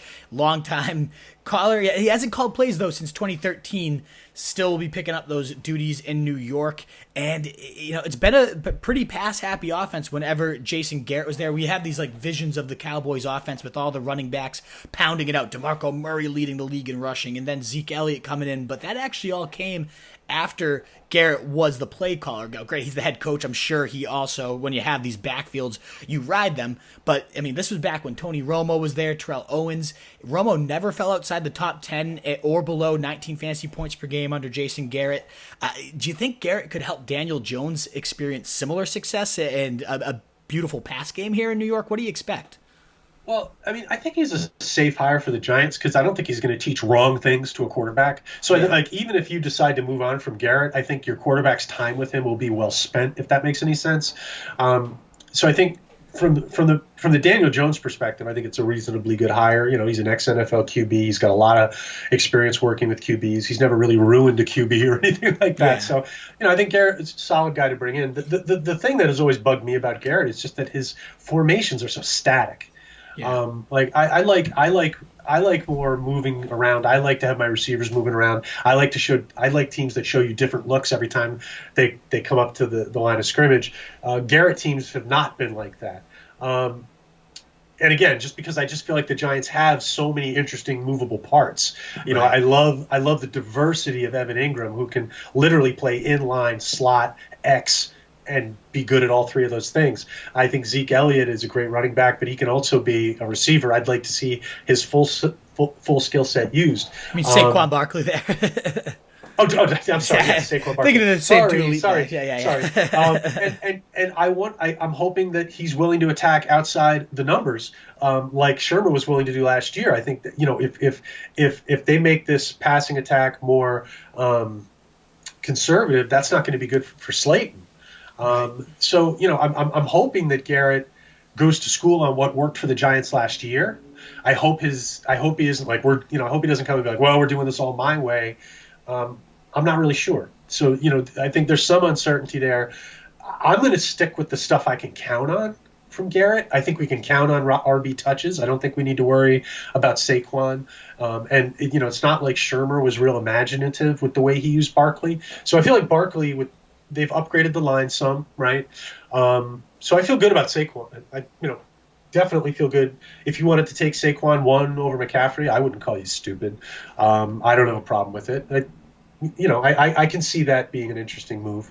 I'm flipping a coin on those two guys, to be honest. I'm all McCaffrey there personally. I'm taking McCaffrey, but I think it's really close. And then the other guy I think that I like is Ingram. I think we have to bake in the injury risk a little bit for him because he's had trouble staying on the field. 100%, but, yeah. The injuries haven't been ticky-tacky injuries. Like that shot he took on the left sideline to, I believe, his left knee. And that was a legit shot. He got hyperextended on that. That would have knocked most guys out for a while. I'm not ready to call him soft. And, somebody the other day was saying, Ingram's a Jordan Reed kind of guy. It's like, dude, don't. Let's not go there. No. We're way, way early on something like that. I don't think he's anywhere near that scenario. And look at Jason Garrett's targets to tight ends. Jason Witten, a solid athlete, but certainly that's not. Exactly what I was going. He's certainly not Evan Ingram. 141, 121, 124, 128, 117, 147 across the seasons in terms of targets that when Jason Garrett was calling the play. So he certainly has dialed up the tight end quite often. I mean, what's the upside of Evan Ingram if he stays healthy and sees that type of workload? I don't want to get too crazy here, but I think get crazy. I think Evan Ingram's upside is quite easily number one tight end in the NFL for fantasy. I think that's his upside. Totally agree. And when I say that, I mean I'm not talking like sneaking into the one spot on a year where a bunch of guys get hurt or something like that. Yeah, I'm talking about him simply outperforming everybody. Like Kelsey could have a good year and still finish behind Evan Ingram if Evan Ingram stays healthy and if they use him correctly. Now, those are huge variables, and you got to bake them into your value. And there's no reason to pay, round 2 prices. Ingram, we can get him in the 5th and 6th. He's going in round 7 often. Yeah. To me, that's one of the league-winning type of picks you can make is the tight end 1 upside because of the athleticism, because of the potential volume. If you just get health, I love those type of bank on that round 7 all day. I'm all about it. You and I talked about this podcast. We weren't sure what we wanted to do with it. We were thinking about talking about that Roto World Rumble thing I did a couple weekends ago with a whole bunch of sharks. Ian and Daigle were in drafting a team, and Nelson had the 1 pick. So you knew the whole thing was ugly right from the beginning because one of the biggest sharks on the planet's got freaking McCaffrey to open the thing. So I was immediately thinking, okay, how am I going to be able to box around? Because I know that once Nelson gets him, he's going to then knock out the rest of his draft. Yeah. I'm immediately thinking, how can I compete with that team? And that was a tight end premium scoring league. So I took Ingram middle of the 5th. Perfect. Eighth pick of the fifth, I took Evan Ingram. And the rationale was, like you said, if he hits, he can help me win the league. Yeah. It wasn't a floor pick. It wasn't a safety pick. It was pure. This was me trying to win the league. Exactly. And I passed on David Montgomery with that pick. So I would do that all day. I'm not a big Montgomery guy, but give me the upside of the tight end one potential with Evan Ingram. I only had one running back at the time. That's also tricky. Well, here's the downside. The price I had to pay was I ended up taking Mark Ingram, who I do not love, in the sixth. It's not terrible. Not horrible. And I took Lamar in the fourth. Oh wow. Lamar made it to the fourth, so I'm like. All right, I'm going to pair Lamar. You have to jump there. Yeah, absolutely. Why not go after the highest scoring offensive last year? 100%. It didn't feel great. No. And then I took Hawkinson in the seventh, which is another. I'm Hawkinson is a guy where I feel like if he hits, he could outplay pretty much everybody except the two or three top. Well, and maybe Kittle, Kelsey, Throw Andrews in there too, I guess. Andrews, yeah. But I think he can, if he plays to his potential, he can be up with those guys. Yeah. I'm a huge fan of TJ Hawkinson. So we're off on a tangent now. No, I agree. It's all about Evan Ingram's upside. Oh yeah, we're on the Giants. We're on the Ingram. What about the other wide receivers though? I mean, Ingram's the one I'm ending up with the most. I wouldn't be surprised if he's the one that leads this team in receiving and receptions and touchdowns, the triple crown here with health. The beauty of him is he doesn't need to compete with these receivers in any other way except getting open more frequently than they do. But He's going to have his role. He's on the field. He doesn't have to worry about coming off the field because Golden Tate's in the game. Exactly. Where Slayton and Shepard and Tate have that factor. Yeah, but they're all going pretty late, so it's an intriguing core. Wide receiver 42 for Slayton, Shepard 51, Tate 56, according to Fantasy Pros when I wrote this script. I mean, the fact that Garrett has never had his top receiver finish outside the top 24. He's had 3 finish top 8. Yeah, it was T.O., it was, but Miles Austin also was top 8, so he schemed some pretty good volume. Romo was the quarterback, so we obviously have to assume Daniel Jones takes a good step too, but I feel like these guys are going really under the radar, and if you find the number 1 or even potential number 2, there's a year when Garrett had 3 top 24 wide receivers. It was 2011 in points per game. That was rookie Dez season, as well as Laurent Robinson having 11 touchdowns. Miles Austin still putting together a back end of his career. Nice season there, too. So, I mean, there's certainly some good passing game upside. Of those 3, or of all 3, are you targeting those guys? And if so, which ones? It's tough. I mean, I think you can make a good argument for targeting Slayton if he makes it to the right part. Like if he's, Slayton's going ahead of Deontay Johnson. He's going ahead of Crowder and guys like that. I don't know if I can do that. Mm-hmm. I don't know if I can do that because I don't know if they're going to use him as well as they did last year. There is a coordinator switch here. The guy I would, Sterling Shepard going so late would be the guy I would target here. The problem is I'm really concerned about Shepard's concussions. The concussions, yeah. I'm really worried about that. So, if Shepard falls enough for me, I might target him because I think it's hard. If he's healthy, he's hard to take out of the mix because I think he's going to be a lot of inside out. I don't think he's going to come off the field a lot because he's such a good route guy at this point. I'm a big believer that Sterling Shepard's a very underrated football player, but the concussion thing is a real thing. So, I'm sort of if Shepard or Slayton is on the board for me well past their ADP, I'll definitely be interested in grabbing one of those guys. But for the most part, I'm trying to play the Evan Ingram game in this offense. Absolutely. That's where I want to be. Just because I feel like the coordinator switch is really unlikely to hurt Ingram. Mm-hmm. It totally could. I mean, out of the wide receivers, I personally really like Golden Tate because he's the cheapest, but in his game splits with only Daniel Jones at quarterback, it was only 9 games of that. Right. He was on pace for the wide receiver 10 in raw fantasy PPR points. So I mean, this guy, they had a nice rapport. Yeah. One thing about that, there is one. I think it might have been. Was it against the Jets? Golden Tate had like an 80-yard touchdown, like bounced off someone's helmet. I remember that week. I think it was the Jets. Crazy. It was like week 16 or 17. So I don't know how much that one play skews the data, but it might be worth looking into. Of course. Now Golden's what? He's like 31 now. When does he turn 32? A little bit older. He's certainly the vet of this group. Yes. he can definitely still play. Sure. Golden Tate. I mean, look, I tend to try to focus on upside guys. Yeah. And I think Golden Tate. I can't see Golden Tate like just going crazy. Yeah. I don't know, that small sample with them. I mean, wide receiver 58 price for that 9-game split with Danny Jones, 15.5 per game. They had a report, different offense, but I think you're right in that.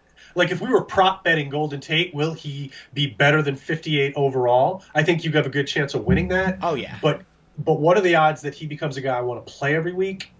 That I think is thin. You know what I'm saying? It could be. I don't know. If he's the one that emerges, I like these uncertain target shares of the Giants, of the Texans, where there's like, who is going to be that true number one? The uncertainty's baked into their prices, and if you get the right guy, and if it's Golden Tate and you get him in round 12, it could be top 24. I don't know. I wouldn't be shocked by that at all. I'd be shocked by that. Yeah, and I like Golden Tate a lot. There's just there's just a lot of people to feed in this offense. A lot of mouths. Now look, if Shepard gets the concussion thing, then maybe. But and Ingram gets hurt, you never know. There's definitely right. Yeah, I mean, there's scenarios. There are scenarios, of course, and it's baked into the price there. Another team in that division too. We only have a couple more to cover here. I know it's a long pod, so hopefully you're all enjoying them. I don't know. Do you have time to break these last ones down, my man? I got as much time for you as you need, my friend. All right, let's talk some more teams and staying in the same division. The last couple here, we got the Redskins bringing in Scott Turner. Very much an unknown. You got to imagine at least some of his system's going to be based off of his dad, Norv Turner, the Air Coryell, the peppering of the running back. It should only mean good things for this team that ranked dead last in plays per game, 55.3, has a history of using the running back very, very, just from a sheer volume perspective heavily, but also pretty creatively in the passing game.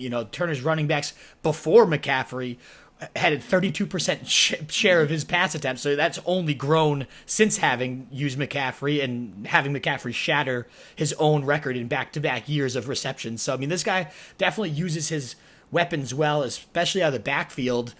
Could that be Darius Geis? Is it the freakish athlete Antonio Gibson? Like, how do you see that shaking out in a pretty crowded backfield here? It's such a crowded backfield. My problem with that backfield is I love all these guys. Yeah, I'm a huge fan of Bryce Love. Right. Nobody talks about Bryce Love. I mean, if Bryce Love shows up with a 100% healthy knee, look out for Bryce Love. I'm telling you. But I love Geis. I'm a big fan of a healthy Darius Geis. I thought it was really encouraging that he looked pretty twitchy down the stretch last year. They never really gave him.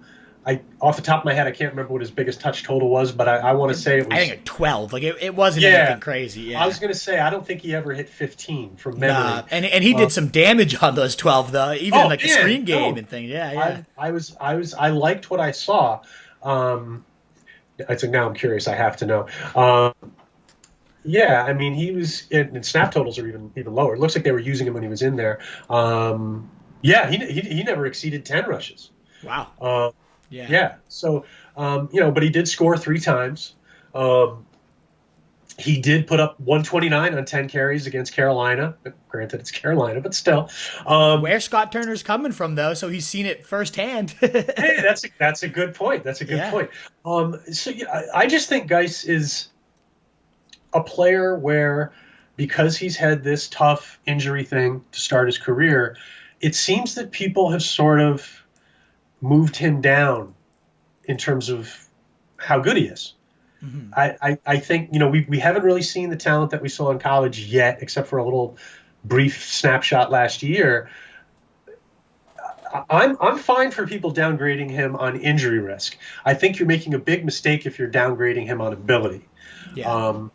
And I think the one thing people are missing in this backfield is this. If Darius Geis shows up, raring to go, 100%, he could take this thing completely.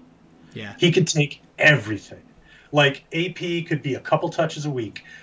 Bryce Love could be not active.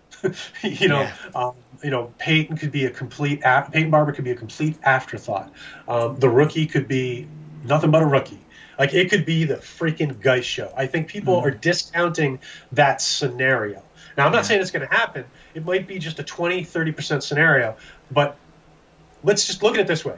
And if it happens, what's the results? What's the outcome? Thank you. It's exactly where I'm going. So if I'm trying to pull the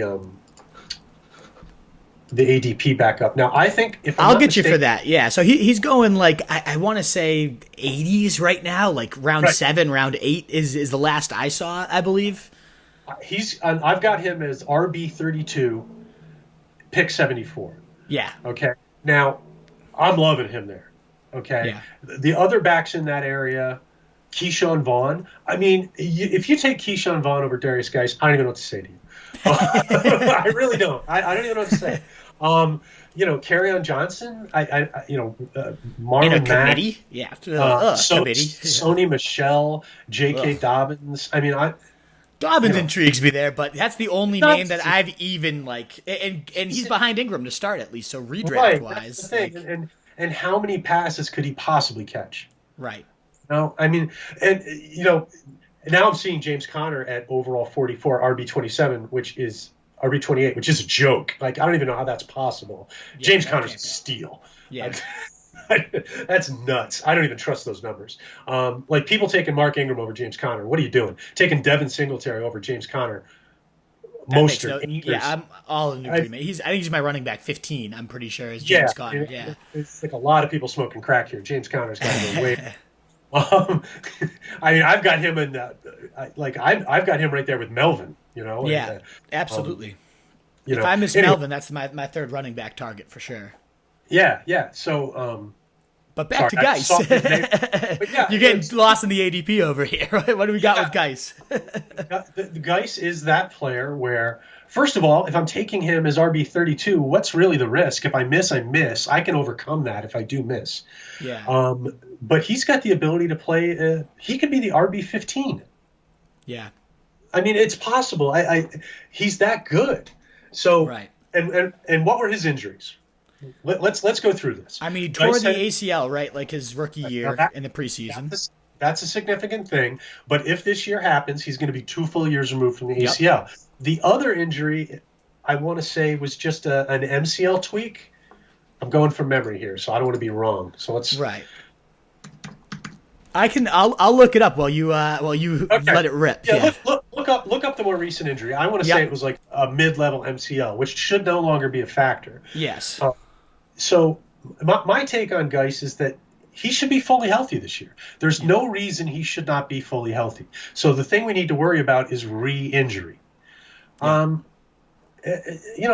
So if I can get Darius Geis down there in the later rounds as my RB3 or RB4, man, I love that. I love it. How is he as a pass catcher? Does he have like the receiving upside to be a true 3-down guy? I mean, he's not Mr. Smooth as a pass receiver, but he's good. He's solid. I'd say he's a good average NFL back as far as being a receiver. I wouldn't make it a huge positive or a big negative, but I think overall he's a good football player. Yeah. And he's young. He's a pretty good pass blocker. So, I just think when you look at the rest of this backfield, I mean, do the Redskins really want to play Adrian Peterson over a healthy Darius Geis? I think it'd be stupid. Yeah. And Peterson's not much in the pass game, especially at this point. If you have to go to Adrian Peterson, it's nice to have him around because he can still do it. He can run for some volume. He can, string a big run together here or there. But he's nowhere close to what he was.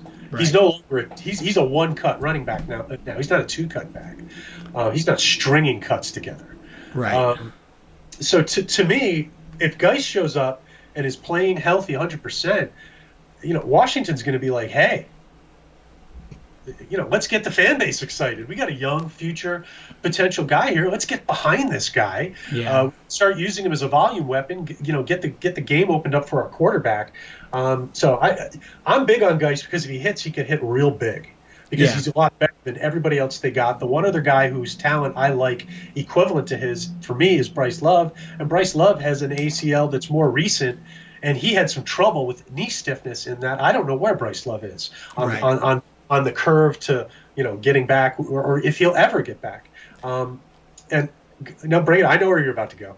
I was going to ask Antonio Gibson. Is that worry you at all, or what do you think about his fit in this offense? He doesn't worry me this season.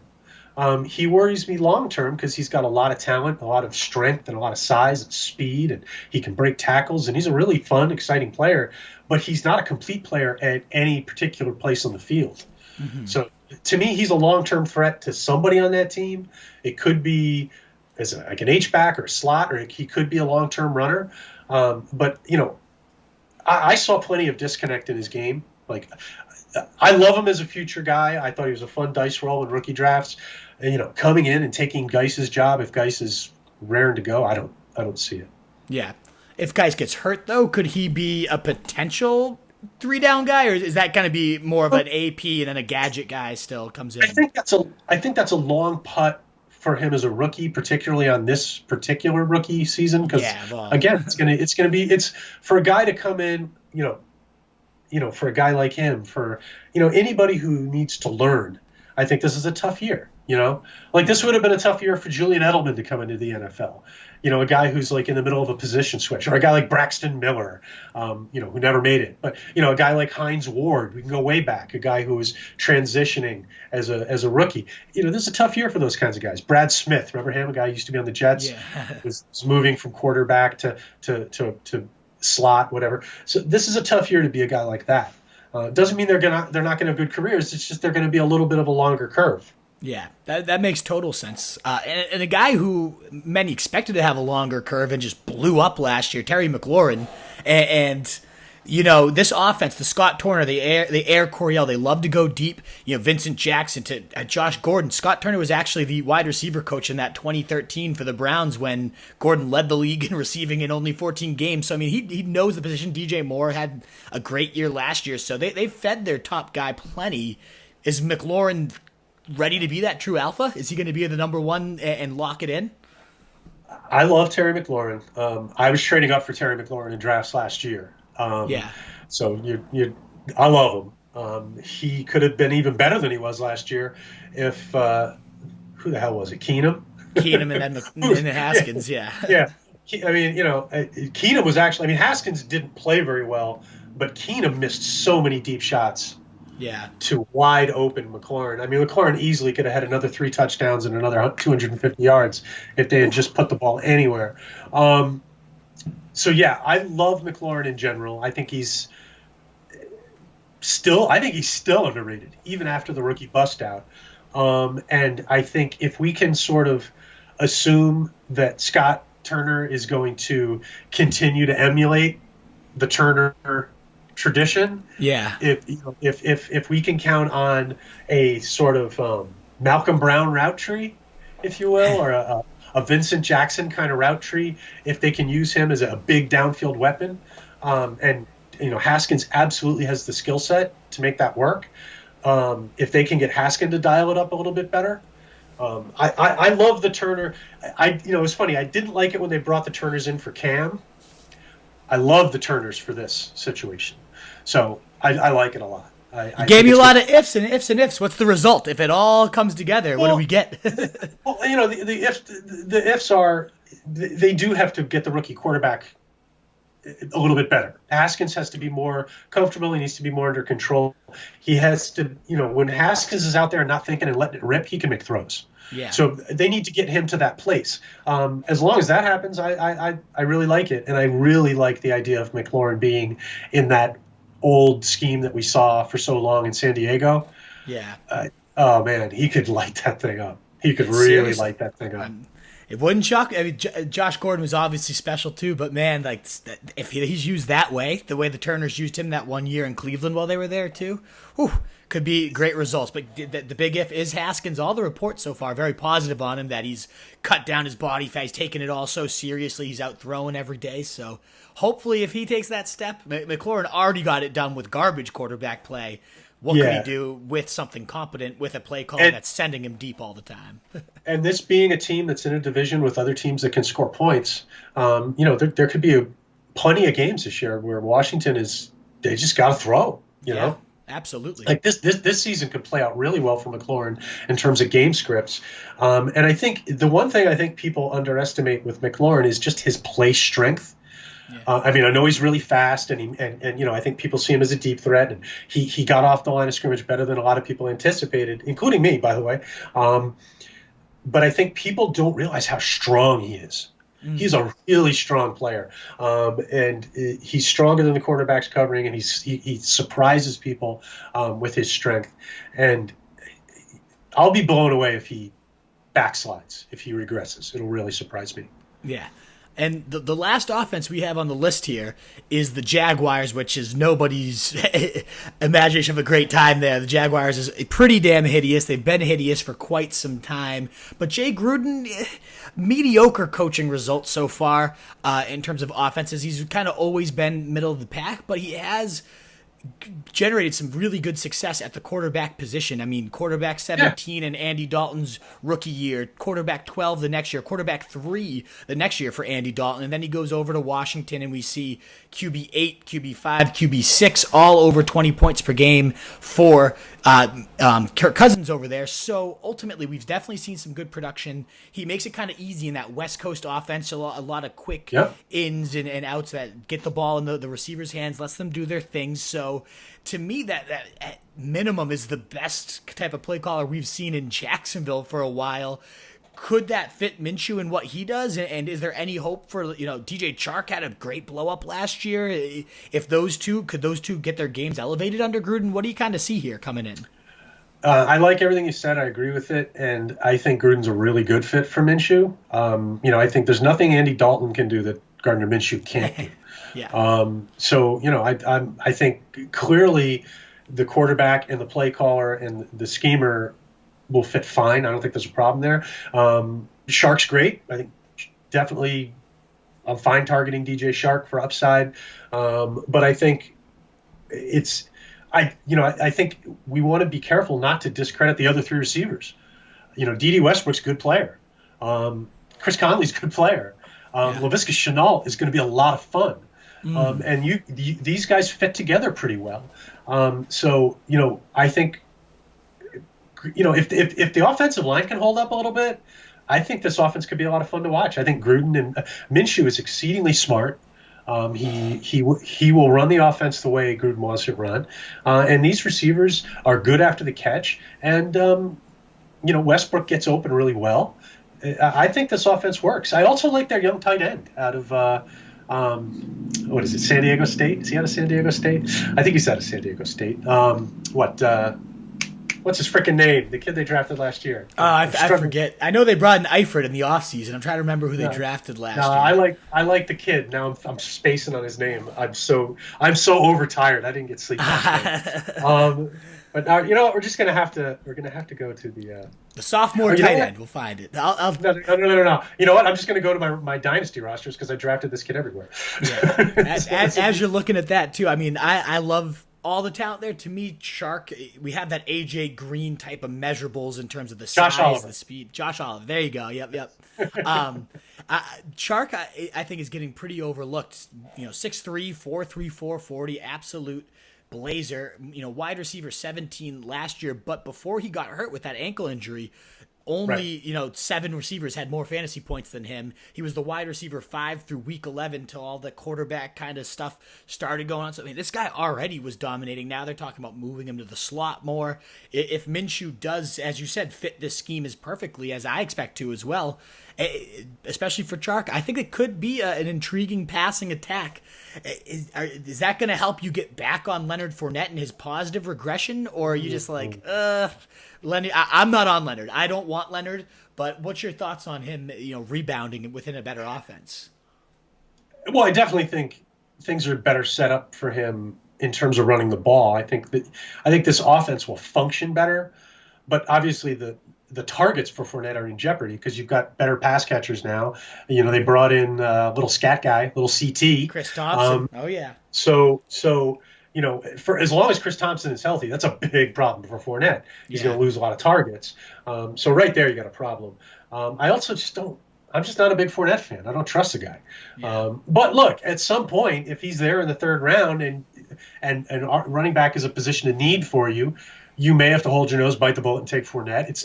It's not psycho stupid or anything, but it's probably not something I'm looking to do. Would you take him? We already talked about James Conner. Would you go Conner over Fournette? Yeah.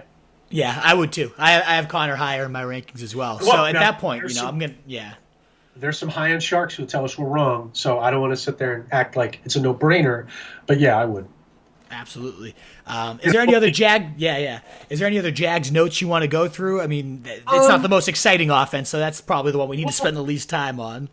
I think Minshew is a pretty good late flyer at quarterback. If none of the other guys you want are there, I think you could do a lot worse than Gardner Minshew, and I think Minshew could have a lot of value if you can get him late enough in a super flex kind of league. Yeah. Where do you have Sharks ADP? Because I think a lot of the Shark thing is, well, where am I taking him? Right. I've seen him in the 5th round. If I can get DJ Shark in the 5th round, I'm very happy with that. Yeah, 51 overall, wide receiver 21, so early 5th to maybe potentially following late. So yeah. Yeah, if Shark slips a little bit and you can snatch him up like in the mid 50s, I love it.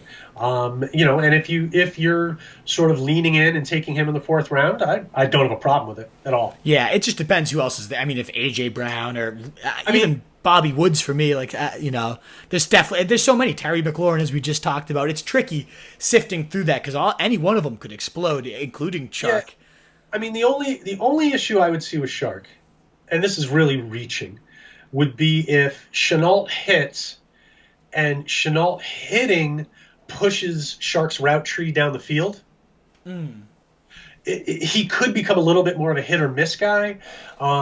If they're not using him on slants and screens and stuff like that. So if Chenault hits really big, he could get a lot of volume in that area, which could move Shark. I mean, Shark would still be amazing, but it could make him a little more volatile week to week, if that makes any sense. It does.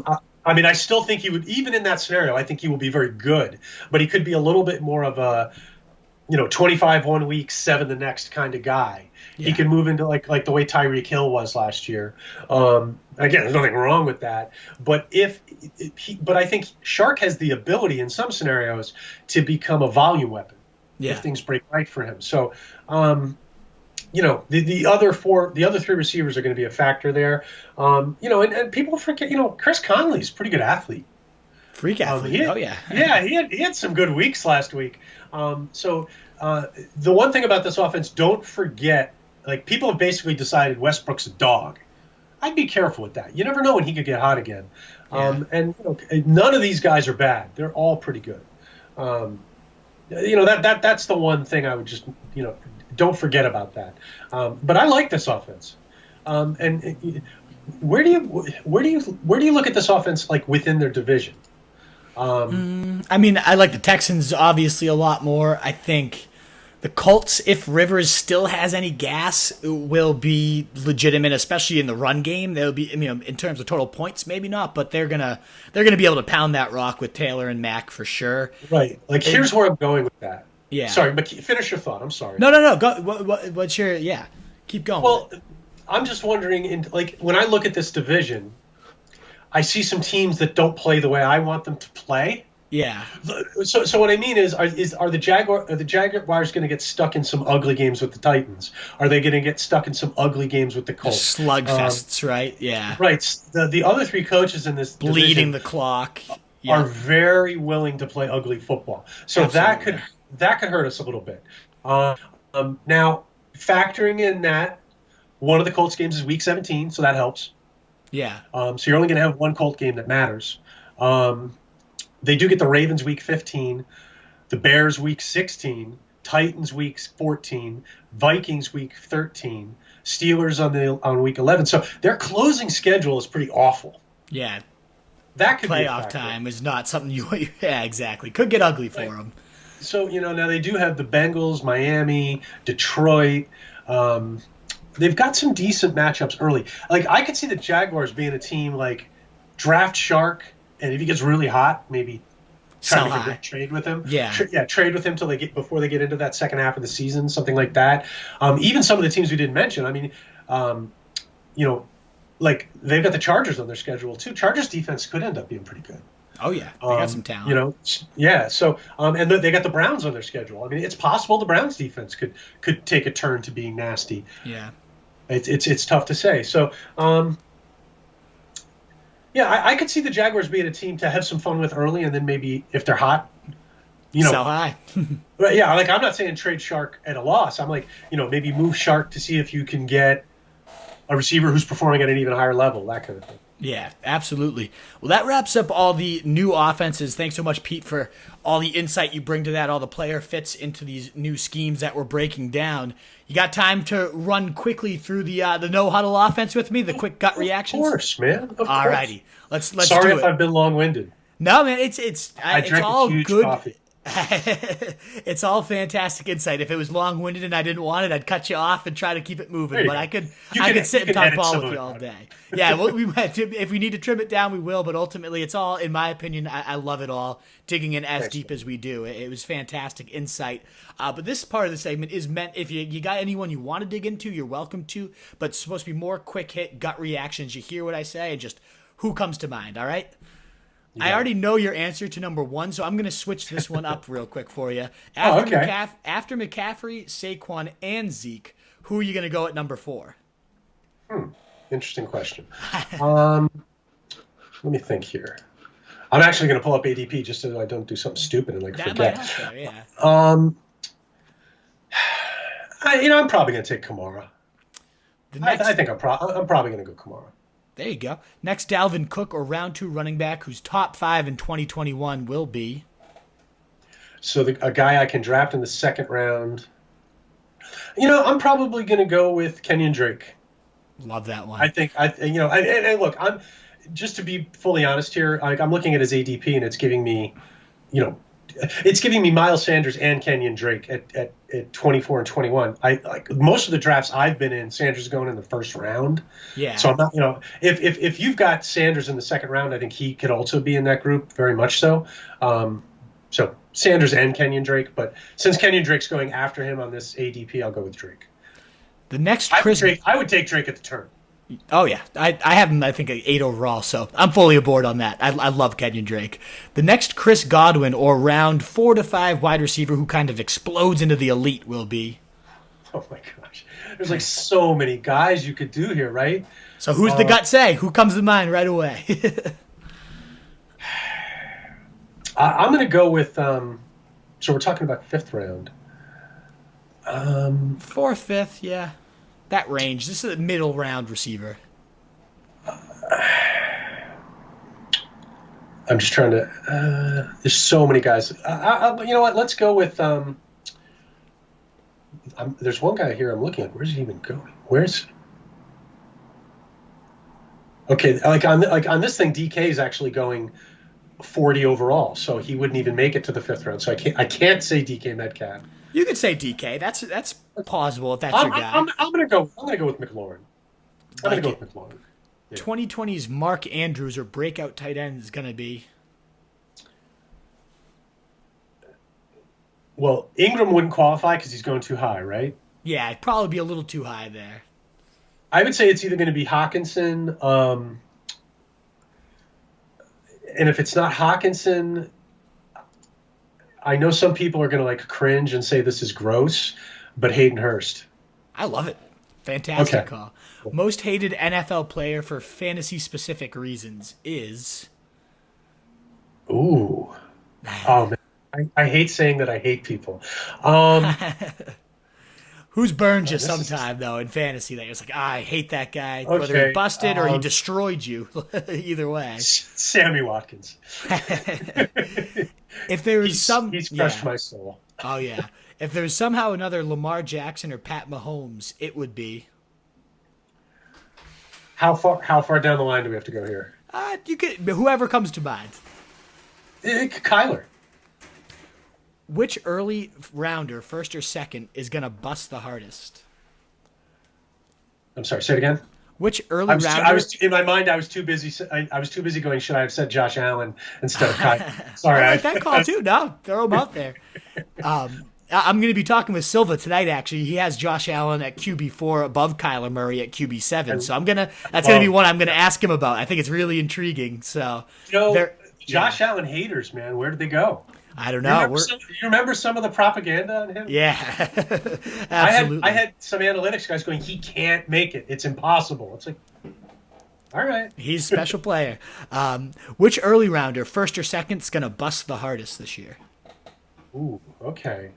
Ooh, interesting. Early rounder, first. What rounds? First and second only? Yep. Okay. Oh, yeah. Ooh, I'm going to say either, and I love this guy, but I think people taking Edwards-Helaire early second round are making a mistake. Mm-hmm. And the other guy I'm going to say, believe it or not, Godwin. Intriguing. I do not have Godwin middle second round. Who do you think gained the most value during this 2020 offseason? Ooh, good question. Gained value during the offseason. Bear with me here. Gain value during the offseason. Miles Sanders. He's a popular answer, absolutely. Conversely, they didn't bring in any competition. So I love Boston Scott, but he was already there. So exactly. Yeah, let's go with Miles Sanders. Conversely, who do you think lost the most value? Interesting. Lost the most value. During the off season. Yeah, this off season, 2020. Bear with me. Lost value. I'm going to say Keenan Allen. I think they didn't bring in a quarterback that helps him, so I think he lost value. I won't leave the middle rounds 5 through 6 without which player? 5 through 6. Terry McLaurin. Have you ever played the board game Settlers of Catan? I've heard of it. My son loves board games, but I've never actually played it. Should I? Absolutely. That's the reason it's on there. The best board game out there. You should absolutely look into it. I'm a big board game family, so we're gonna check it out. Absolutely. How much am I paying? I think it's like $20-$30 for the game or so, and it's cool. It's a new game every time you play. It's my favorite for sure. The next sophomore wide receiver after, hey, you know what? Yeah. Can I? You know what? I'm going to go off Keenan Allen and say Michael Gallup. As terms of loser, loser. Yeah, value. I think he lost a lot of value. He's my personal answer when I rub myself through this one. So absolutely. Okay. The next sophomore wide receiver after or even before AJ Brown should be. Interesting. That's very interesting. Sophomore receiver. Yeah. Is AJ Brown the first guy going? I guess he would have to be. He typically is, yeah. So. I'm going to go DK Metcalf. Do you prefer target hogs or workhorse backs? Is it an either or question? I don't know if I like both. You love them both, but you got to pick one. Who do you love more, workhorses or target hogs? I can't even think of that in a vacuum, but I guess if I have to have an answer, I'll go target hogs. Alvin Kamara, James Conner, Austin Eckler were all top 5 running backs that went after round 7. In 2020, that would be? After round 7, running back. After round 7. You know what? Let's go with... I'll give you 2 names that I really like, and it's Geis and Damian Williams. What are your ideal league settings? Yeah, okay. I remember I don't care much about league settings. I just want to know what they are. I'm a big play to the settings guy. Is auction format a league setting? I like that. Yeah, absolutely. We'll take that. I'm gonna go. I want an auction. I mean, I love tight end premium scoring. I love Superflex and I love single QB. Like, it doesn't matter to me. Let me just throw out a couple things that I like. I like first downs as a scoring. Like 0.5 for first downs, I like that. But I am happy to play almost any scoring, as long as it's not super silly. Yeah. But I think, to me, just tell me what the scoring is. Yeah. You know, Got to play to it. Absolutely. yeah. I enjoy playing a lot of different types of scoring. Of course. I think it's fun. Yeah. I agree. Yeah, absolutely. After Michael Thomas and Adams, owners should draft blanket wide receiver. Tyreek Hill. Which was the most important? We actually spent the whole podcast on this, but out of all these coaching moves we've talked about, which one do you think is going to go down the most important, and for whose value? Oh, good question. Good question. Let's go. Let's go with our guy in Carolina, Joe Brady and Matt Rule. Let's go with Mr. Brady, and I think it's going to be best for McCaffrey. Even though I don't think it's going to necessarily. Wait. No, you know what? That's not fair, because you're talking strictly fantasy, right? Yeah. Yeah. Like, I think he's going to make McCaffrey better and more efficient. I don't know if he's necessarily. It's hard to improve on what McCaffrey did for fantasy. Yeah. I'm going to throw a curveball. I'm going to stick with Brady, and then I'm going to say Ian Thomas. Interesting. He's going to have some fun with it. Do running backs matter? Yeah, they do, but yes, but not always. Like, I'm a big fan of the whole, what we're actually talking about when we say running backs don't matter, that it is often the most. I think running the football is the most replaceable thing, and it's replaceable because there's such great depth at the position. So there are more than, there's 60, 70 really good guys who can run the football. Most teams have two. So when your one goes down, you're still going to be able to run the football, because running the football is a team thing. Yeah. Right? So many other people are contributing to it. So most teams have a guy who they can go to if the first runner goes down, and the running game still is going to click pretty well. So running the football is a very replaceable skill.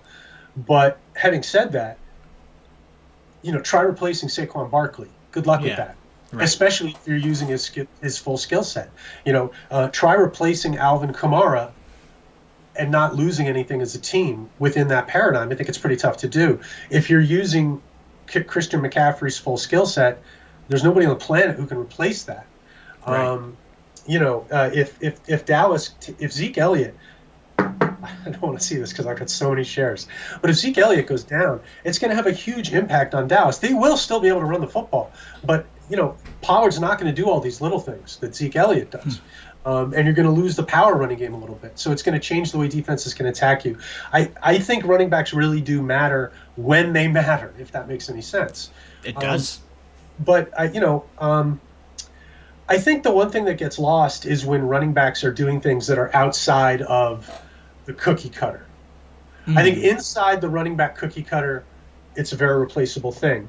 But, for example, if Damian Williams had gone down during the playoffs last year with the Chiefs and they had to go to Hamburger B, I think that would have had a big impact on those games.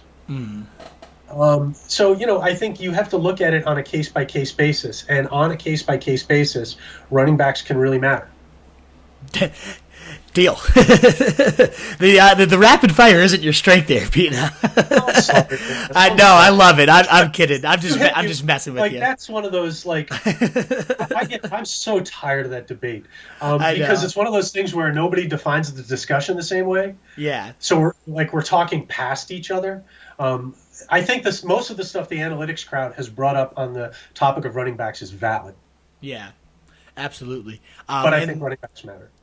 And what is the funniest last place punishment or side bet that you've either had to be a part of or that you've witnessed in a league? God, is X-rated stuff okay here? Yeah, the worst of the worst. Give me the worst thing you've ever seen, please. My league, there used to be prop bets in my league. So there would always be the league champion would usually do a prop bet with the team that came in last. And whoever loses the prop bet would have to do something at the draft. And at one of our drafts, the team that won the prop bet brought this. Have you ever seen those Guy Fawkes masks from V for Vendetta? Oh yeah. like these things were like a cross between that and one of those Mardi Gras masks, and then they hung. Like, you asked the question. Please give it. They literally hung these little dildos. And these guys were like a pair team. So these two guys had to sit there throughout an auction draft wearing this mask with these dicks hanging on. That's fantastic. So I've never heard that. For 2.5 hours, we're all there, and every time they bid, you would like look at them and start cracking. The dildos are shaking, like $60, and if you got into like a stare down bid with them, you're like sitting there and you're just like cracking up. Yeah, like, tears coming down your face. You're like, Maurice Jones-Drew, 55. Yeah, exactly. Oh, that's and fantastic. They're looking at each other, and the things are like swinging. That's so awesome, that was the funniest one ever. That is a fantastic one. I love it. Oh man! And the last one here, that's nobody. Great. The funny thing is, nobody would bet with that kid after that. It's like, that is a brutal punishment. Oh my god! That is fantastic. Right, like they just keep dropping the gloves, fully dropping. Man, that is great. The last one we got for you, your boldest 2020 fantasy prediction, and then just remind our listeners where they can connect with you and find your work. Boldest 2020 fantasy prediction. Just so people know I didn't cheat on this. I'm thinking on the fly. I think the boldest fantasy prediction is that Damian Williams is going to be an RB2. Intriguing. And Teddy Bridgewater is going to be a fringe QB1. Love it. And where can our listeners connect and find your work? You can find me on Twitter at Rotobahn, ROTOBAHN. You can find all of my, rookie stuff and all my season-long stuff at Rotobahn.com. And if you're in the New England area, or if you like radio.com on the internet, you can find all my broadcasting stuff, my weekly show, my weekly podcast with Jim Hackett at WEEI.com. And awesome. On 93.7 FM throughout New England. 100%. It's fantastic. I always look forward to tuning in before I start my live broadcasts on the Facebook and everything. Oh, yeah, I do. I told you, I get up at 5 a.m. I'm a big riser. So. Yeah, if not an early riser, like our show's always on the website. Like they always usually about like 9:30 or 10 o'clock. You can just listen to it on the website. Awesome. Well, Pete, thanks so much. Fantastic, loaded show. Tons of knowledge, insight shared with us. We really, really appreciate you coming on and sharing all your work with us. Thank you, man. Thank you, bud. It was a lot of fun. I'm sorry I was so long-winded. I think our listeners will enjoy it. We'll chop it up to make it, if people prefer smaller clips, they can find it that way too. But I love it. I love a good 2-hour football conversation, man. You know me. So I really appreciate it. You're an editing maven. You're good at it. Thanks again, man. That was a blast.